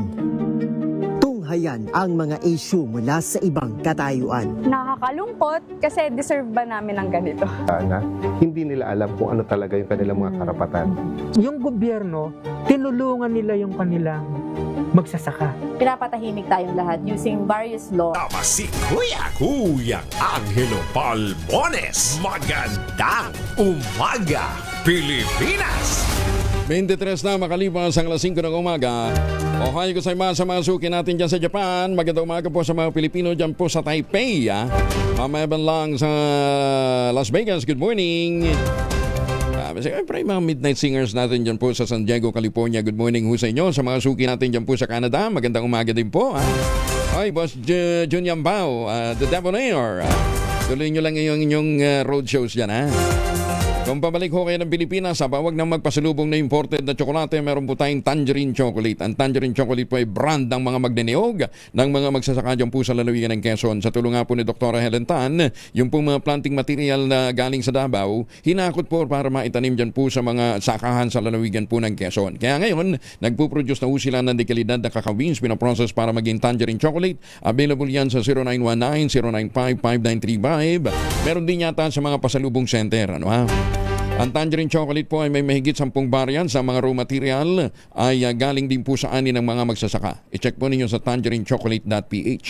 Sabi nga po ni Dr. Helen Tan, sino bang magmamalasakit sa Pilipino kundi ang kapwa Pilipino. Kaya sa bawat tangkilik natin ng Tangerine Chocolate, pinalalakas natin ang loob ng ating mga magsasaka, pinalalakas natin ang ating lokal na ekonomiya. Tangerine Chocolate 100% gawang atin. Pakiusap po ni Dr. Helen Tan, sana naman ay ating tangkilikin. 25 makalipas ang alas 5, reforma sa larangan ng edukasyon upang parakasin ang CHED, TESDA, SUCs at mga scholarship pa. Abay, dapat daw pong iporsige ayon po kay Senator Loren Legarda. Detalye ng balita mula kay Raymond Dedpa sa RH28. Raymond, good morning. Nararapat lamang na iporsige ang mga reforma sa larangan ng edukasyon upang mapalakas lalo at makasabay sa makabagong panahon ang Commission on Higher Education o CHED, Technical Education and Skills Development Administration o TESDA, State Universities and Colleges o SUCs, Local Universities and Colleges o LUCs at Scholarship Programs. Ito ang paniniwala ni Senator Loren Legarda bilang Chairperson ng Senate Committee on Higher Technical and Vocational Education at Co-Chair ng Second Congressional Commission on Education o EDCOM-2. Kanyang pinangunahan ng pagdinig hinggil sa 6 na panukalang batas na naglalayong imodernisa ang pamamahala sa higher at technical education. Binigyang diniligard na matagal nang dapat na isakatuparan ng mga reforma sapagkat ang mga charter ng CHED at TESDA ay ipinasa mahigit 3 dekada na ang nakalipas. Iprinisinta ng EDCOM2 ang mga natuklasan hinggil sa mga problema sa mga LUCs kabilang ng hindi pantay na sahod ng mga guro. Binanggit ng komisyon na nahihirapan ng mga mahirap na lokal na pamahalaan na makakuha ng kwalipikadong guro dahil sa mababang salary grade na nagdudulot ng tuloy-tuloy na mababang kalidad ng edukasyon. Kasama sa mga mungkahing reforma ang pagbibigay ng differentiated autonomy sa SUCs, batay sa performance, mandatory certification para sa mga miyembro ng governing board at pagtatatag ng Philippine Higher Education Leadership Academy upang palakasin ang succession planning. Para sa TESDA, layo ng Modernization Act na palitan ang board nito ng Board of Advisors, palawakin ang Secretariat upang masaklaw ang enterprise-based at community skills development at gawing mandatory ang impact evaluation para sa mga scholarship program.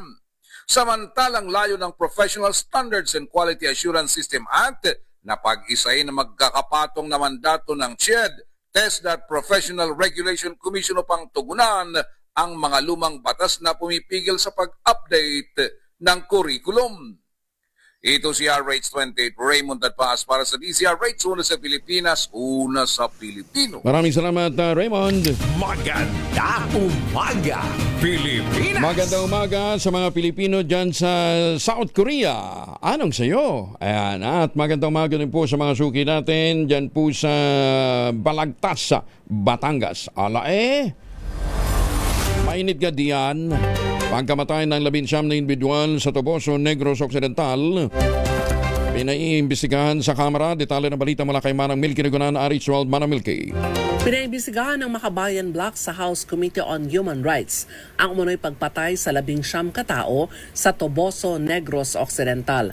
Ayon sa Makabayan Block, layunin ng hearing na malaman ang katotohanan. Sa report, isinasangkot ang 79th Infantry Battalion ng Armed Forces of the Philippines sa umunoy pagmassacre sa 19 na individual. Bukod sa umunoy massacre, iniimbestigahan din ang forced evacuation ng mga residente at ang malawak na military operation sa Negros Occidental. Sabi ng Makabayan, hindi pwedeng basta-basta na lamang tanggapin ang salaysay ng militar habang may mga testigo at ebidensyang nagpapakita ng ibang katotohanan. Kasama sa resolusyon ng Makabayan Block ang independent and impartial investigations ng Commission on Human Rights, maging mga credible human rights organization at pagkundina sa paggamit ng dahas sa mga counter-insurgency operations. Ako si Milky Nagunan, nagulat para sa DZRH, una sa Pilipinas, una sa Pilipino. Maraming salamat, Manang Milky. Ano daw to? Researcher. Researcher, ba't nga may mga baril? May mga bandolier. Tapos sabi naman ng isang kagrupo nila sa Makabayan, ano yun? Lamin siya mampatay sa mga NPA. Bakit walang patay sa sundalo?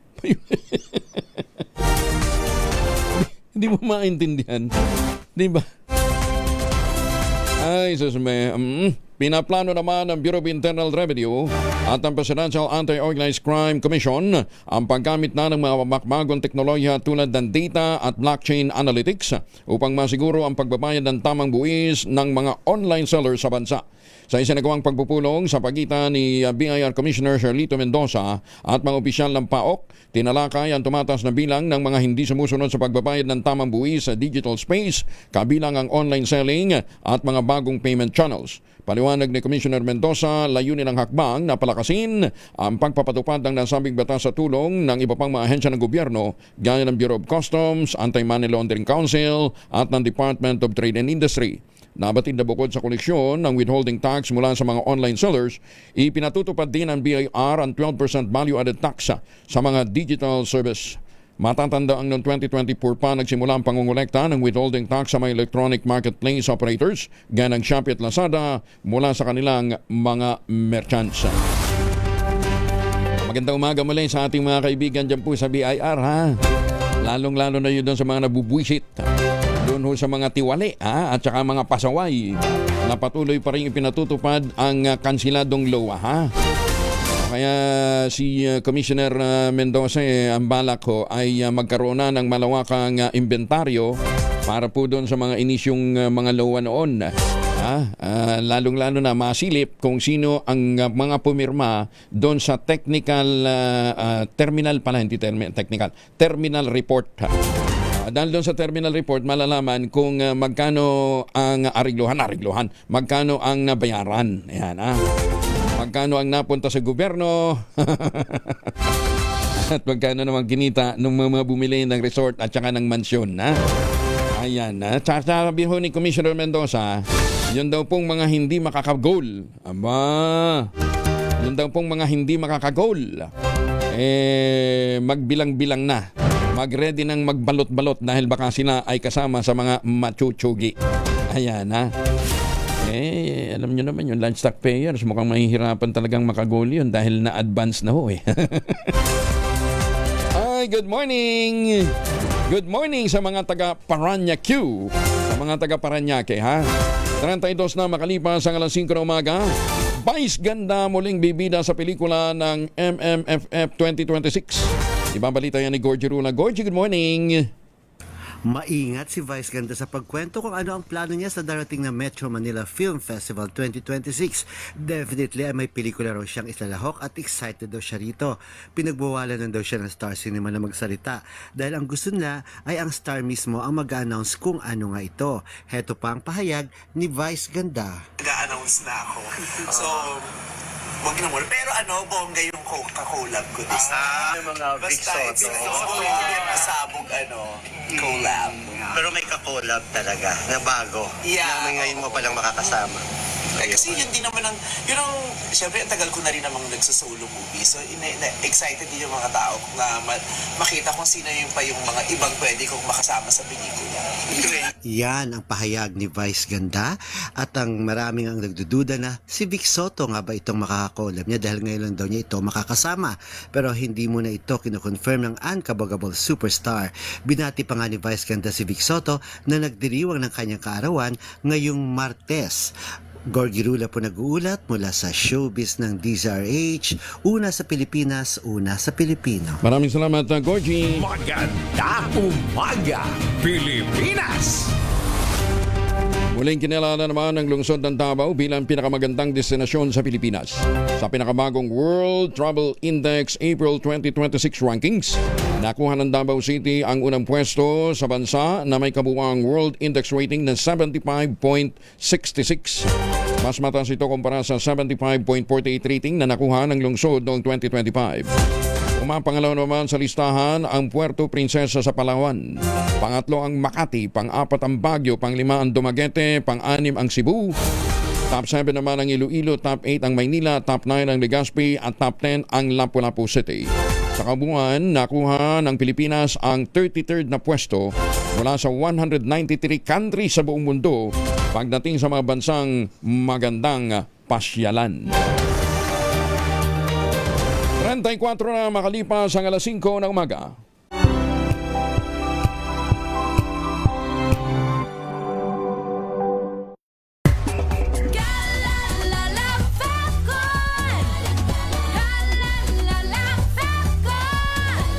Ang bango ng sampayan, tara na magsayawan. Calafabcon, amoy nakaka-joyful.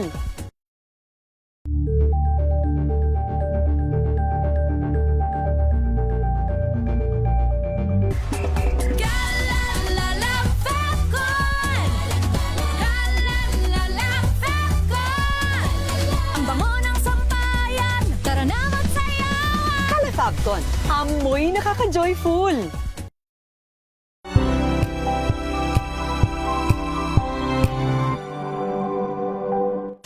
Maulan man, no worries na amoy kulob ang damit. Charm Fabcon, bangong kumaka-bloom, tanggal amoy kulog sa bango ng charm. Kaya gamit ko, Charm Fabcon with Bloom Fresh technology. Kills 99.9% of kulob-causing bacteria. May aroma burst pa of thousands of flowers and berries. Ang sampay sa loob, no amoy kulob. Bangong kumaka-bloom sa charm. Charm Fabcon. ACS.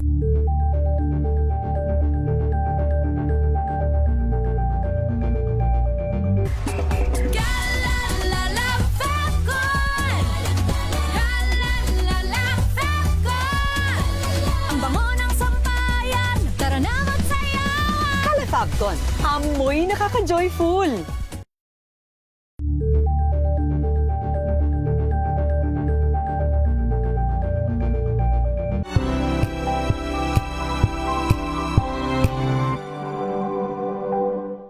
Through education, kayang-kaya nating baguhin yung ganitong klaseng pag-iisip. Isang kwento, iba't ibang anggulo. Dito, sa Point of View.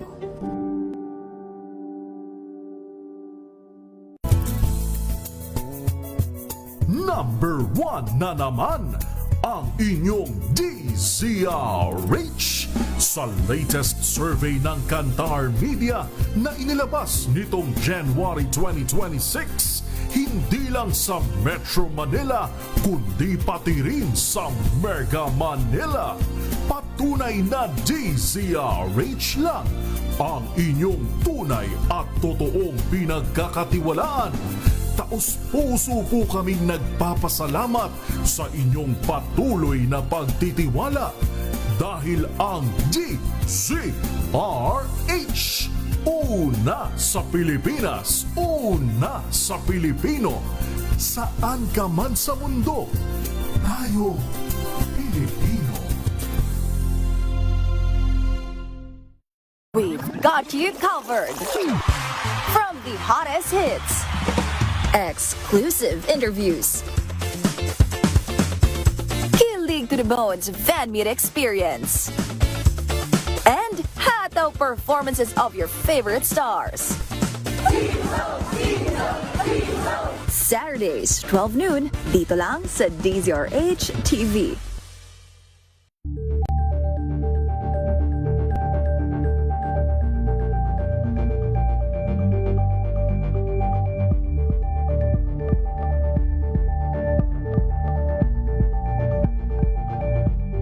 Curious ka ba sa maraming bagay?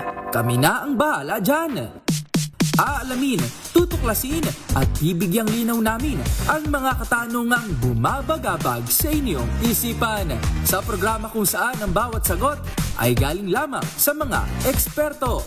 Ang Expert's Opinion, tuwing linggo alas 3 ng hapon, dito lang sa DZRH TV.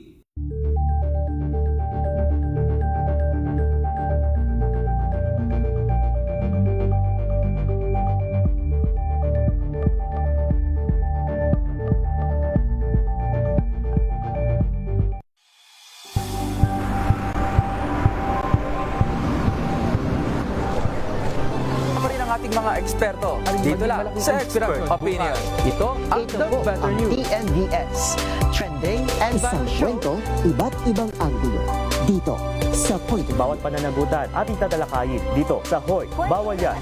Pilipino, dito lang sa DZRH TV, Master Polar Entertainment and Lifestyle. Ito ang MBC TV Network News. Una sa Pilipinas, una sa Pilipino.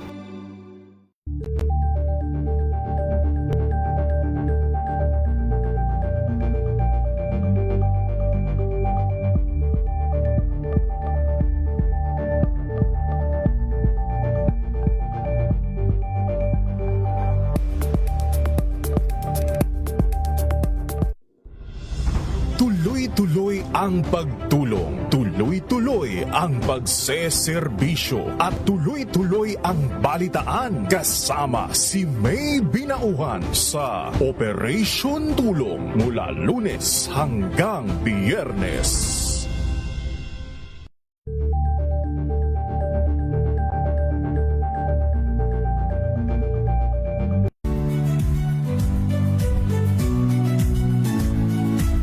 Magandang araw mga kaibigan. Ito po ang inyong balerina ng bayan, si Lisa Makuhay Lizalde, na nag-aanyaya sa inyong samahan kami at ang aming mga espesyal na panauhin para sa kalahating oras ng masayang kwentuhan sa aming programang Art to Art, kung saan ang usapang sining at kultura ay para sa lahat.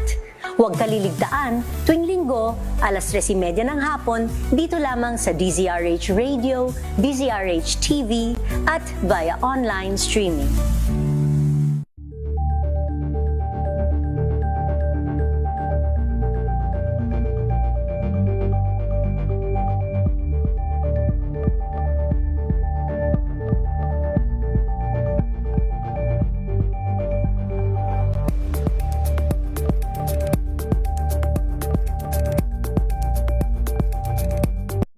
maagang balitaan, maagang usapan sa mga issue at balita. Kasama si Kuya Angelo Palmones sa Magandang Umaga Pilipinas. Mula Lunes hanggang Biyernes.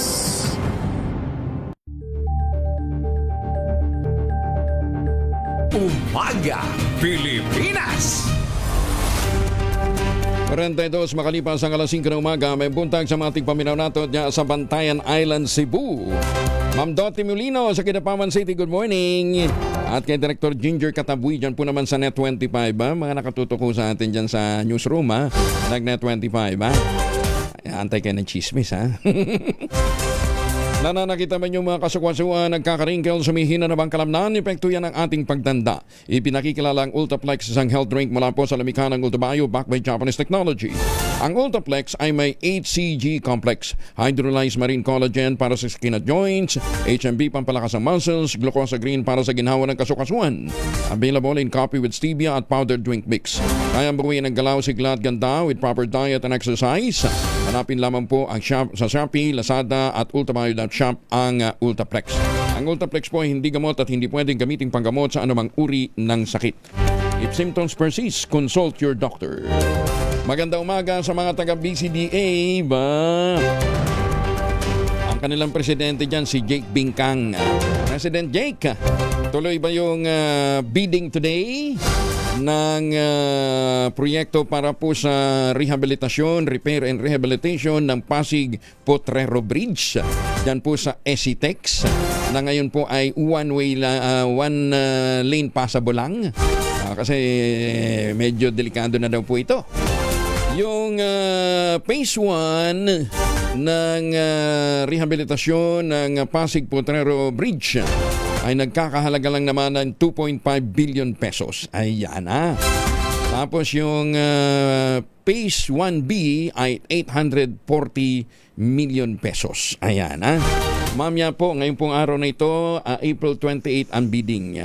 Tatanungin natin dito sa aking kausap na Pipit, mahagwagang Pipit, pwede mo bang ibulong sa atin kung sino ang may potensyal na manalo?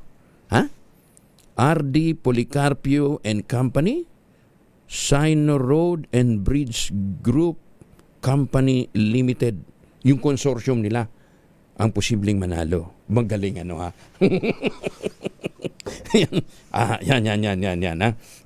Thank you sa ating mahiwagang Pipit.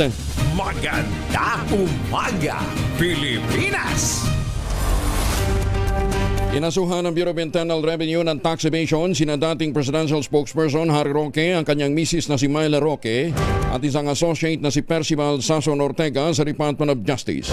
Ito ay may kaugnayan sa nasilip na tax violation ng Biancham Holdings and Trading Incorporated, pag-aari ng pamilya ni Roque.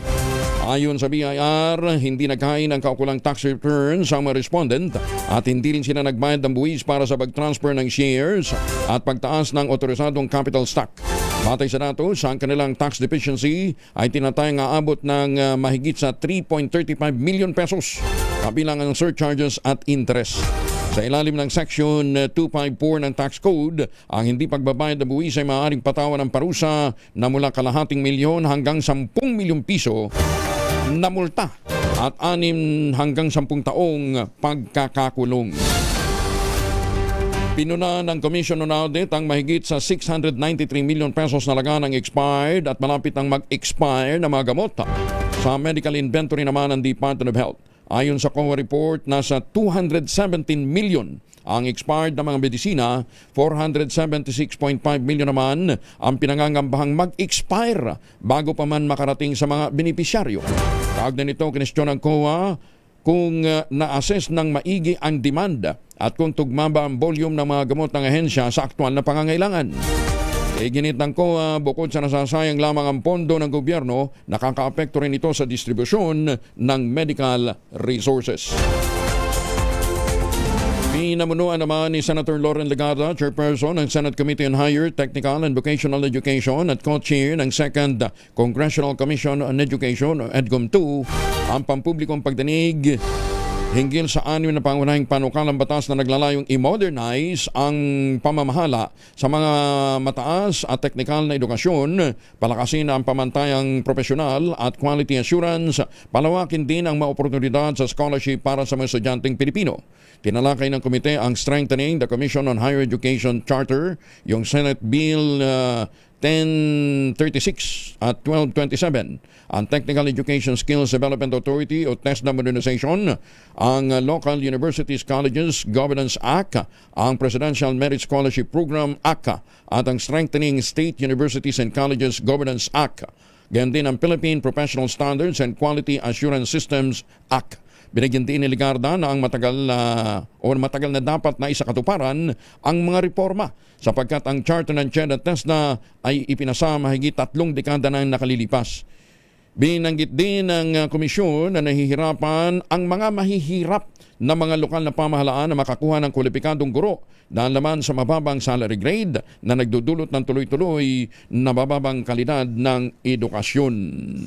Maganda umaga, Pilipinas! Mga nasunugan sa Nia Road, Quezon City, binigyan ng transitory shelter assistance ng DSWD. Detalye ng balita mula kay Val Gonzalez sa RH5. Val, good morning. Good morning, Kuya Angel. Pinangunahan ni DSWD Secretary Rex Gatchalian ang pamamahagi ng Transitory Shelter Assistance o TSA sa ilalim ng pag-abot program at ang mga biktima ng sunog sa Nia Road sa Quezon City. Ito ay upang matulungan ang mga pamilyang nawalan ng tirahan na makalipat sa ligtas at makataong kalagayan habang pumabangon sa naranasang trahedya. Sa pagkikipag-ugnayan sa Quezon City LGU, sinimulan ng DSWD ang pagbibigay ng TSA na sasaklaw sa gastos sa renta sa loob ng 6 na buwan upang masigurong agad na makarating ang tulong ng gobyerno sa mga pamilyang nasa matinding krisis. Ayon kay Social Technology Bureau Assistant Director at OIC ng Pag-abot Program, Maririn Moral, ang mga beneficiary ay unang batch sa ilalim ng bagong Memorandum Circular. Lubos naman ang pasasalamat ng mga beneficiaryo gaya ni na Lolo Domingo Balingao at Maylina Montos dahil sa mabilis na proseso ng TSA. Inaasahang makukumpleto ng DSWD ang pamamahagi sa umigit kumulang 2,000 benepisyaryo kapag naisumiti na ang lahat ng kinakailangang mga dokumento. Ako si Val Gonzalez, DZRH na sa Pilipinas, una sa Pilipino. Maraming salamat, Val. Maganda umaga, Pilipinas! Department of Energy pinagtanggol ang sangkaterbang ipinapasang bayarin sa kuryente ng Meralco. Antakin ninyo, pati yung subsidiya sa mga kuryente ng mga PWD, ng mga senior citizen, inaako natin, bukod pa sa PIT-all. Yun dapat kitain ng mga nag-i-invest na mga milyonaryo at mga bilyonaryo sa mga renewable energy. Ang pumapasan ho niyan, tayo, ako. Ayan, ha? Kasi tayo po ang end user. Balitang yan mula kay Giselle Ricoport, RH15. Giselle, good morning. Good morning, Kuya Angel. Ipinagtanggol ng Department of Energy ang sangkaterbang ipinapasa sa bayarin sa kuryente ng Meralco o yung pass-through charges para suportahan ng mga proyekto ng pamahalaan. Ayon kay Energy Secretary Sharon Garin, nakaangkla sa batas ang ipinapataw na iba pang charges ng power distributor. Hinalimbawa niya yung lifeline rate discount, senior citizen discount, feed-in tariff allowance, at maging yung green energy auction allowance. Idiniinig rin na dumaan sa katakot-takot na konsultasyon bago na isabata sa mga nabanggit na minamandato ng gobyerno ngayon. Kung gustoan niya itong ipabago, dapat munang dumaan sa lehislatura para mabago ang batas. Sinabi pa ng Energy Secretary na wala ritong kapangyarihan ng kagawaran maging ang Energy Regulatory Commission. Ito si Giselle Ricoport para sa DZRH sa Pilipinas, una sa Pilipino. Maraming salamat, Giselle. Maganda umaga, Pilipinas! 10 minuto bago maging 6 ng umaga.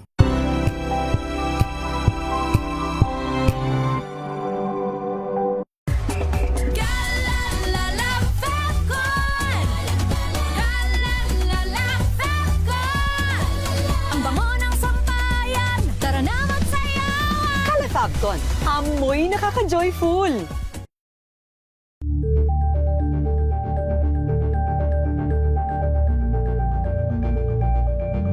Hello, Washi! Laundry day na naman! Yay! Anong meron? Mancha ng chocolate, putik, may libag pa! Kaya natin yan!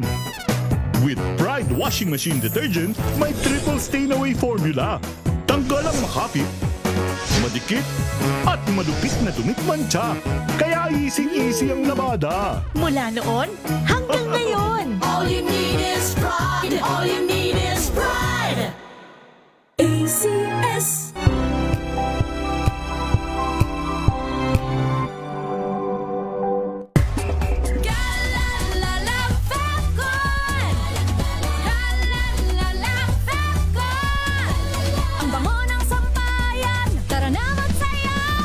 Fabcon, amoy nakaka-joyful.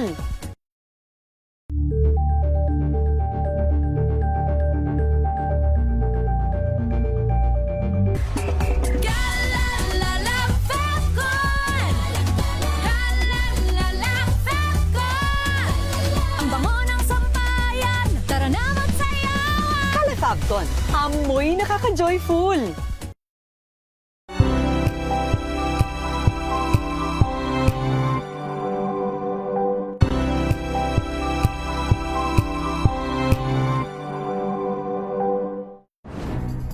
Good vibes ang hanap mo? Dito ka na sa sigurado! Mula sa mga istoryang nagbibigay ng inspirasyon hanggang sa mga kwentong may dalang solusyon. Mga balitang pampagaan ang pakiramdam at pampaganda ng araw. Hindi lang ba sa good news, kundi the better news. Mula Lunes hanggang Biyernes, 1:00 ng tanghali sa DZRH TV.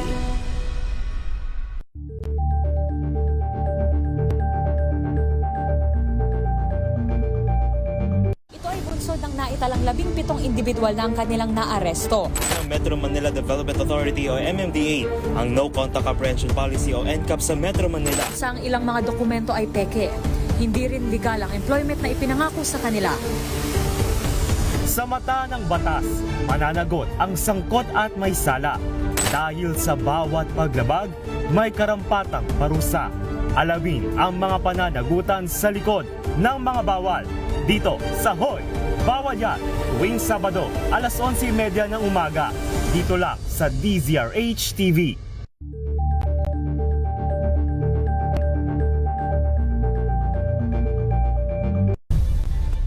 Nagsimula sa pangarap hanggang sa maabot ang tagumpay. Iba't ibang kwento, iba't ibang mukha ng atletang Pilipino. Mas pinatindi, mas pinalakas, at mas pinaaksyon sa Match Point tuwing Sabado, 12:30 ng tanghali sa DZRH TV.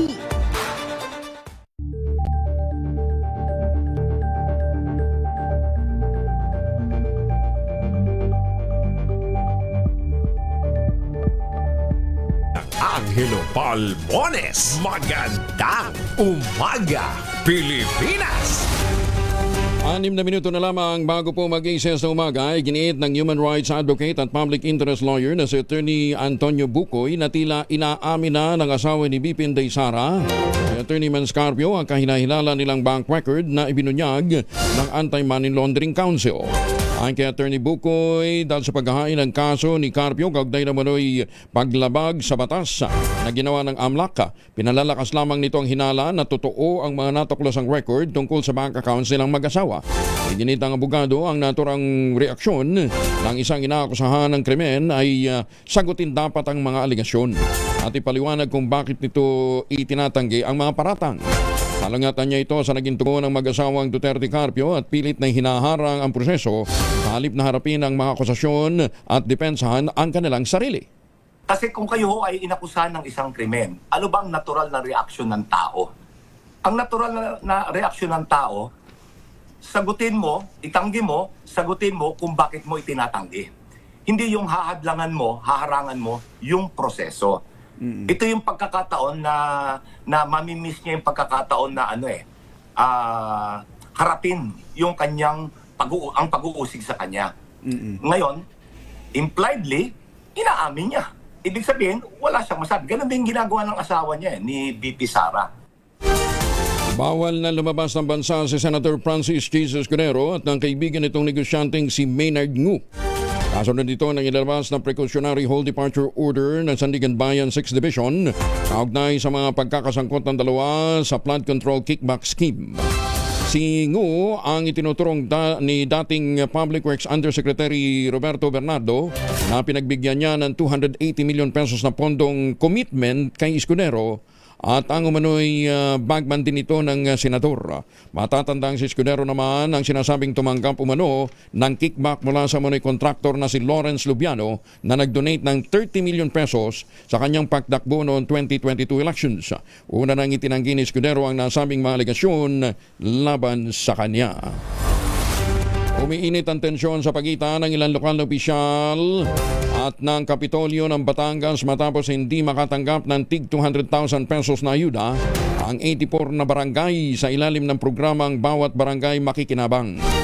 Ayon sa mga apektadong kapitan, kompleto at naisumite na nila ang lahat ng kailangan dokumento noong pang April 17, ngunit laking gulat nila nang hindi sila isama sa listahan ng mga inimbitahan sa naturang distribusyon ng pondo na may kabuang halagang 16.8 million pesos.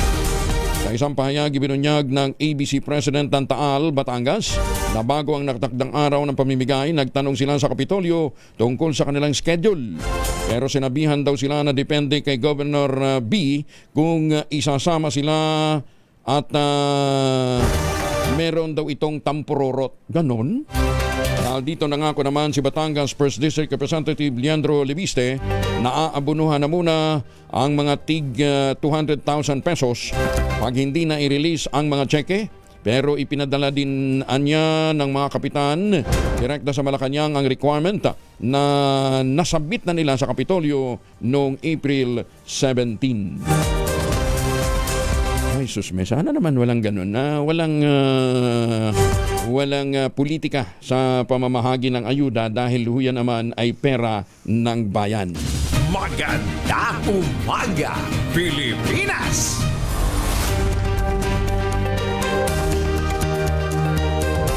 Sinisilip naman ng Philippine National Police ang posibleng koneksyon ni Atong Ang sa niraid na operasyon ng online sabong sa Talisay, Negros Occidental at Coliseo de Manila sa Tondo. Ayon kay PNP spokesperson Brigadier General Rondel Tuanio, bukod kay Ang, iniimbestigahan na rin ang hanay ang posibleng pagkakasangkot sa isabong ng isang police major na sinabak na sa pwesto. Sa ngayon ay tinutumbok na ng pagsisiyasat ng PNP ang ugnay ng nabanggit na police major sa gaming tycoon na akusado naman sa mga missing sabongero. Kasama po yan sa mga investigation. Ang mga nabanggit po na matiwala sa LNG, kung doon na po ang nasabi na sinapangan.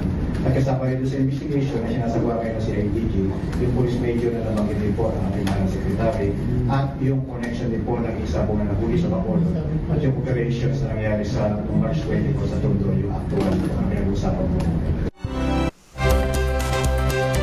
Isang minuto na lamang, ACES na umaga, magtanim ng kawayan para sa kalikasan at kabuhayan. Kuya Angel po, si Angelo Palamones, nagiiwan sa inyo na isang magandang umaga. Maraming salamat sa inyo walang sawang pagsubaybay, pakikinig at pagtitiwala. Ang ating quote of the day ngayong araw na ito ay mula po kay Voltaire. Ang sabi ni Voltaire, "Is politics nothing other than the art of deliberately lying?" 2x2 at ACS Balita, susunod na sa ilang saglit. Magandang umaga, Pilipinas! Oras, ACS na umaga.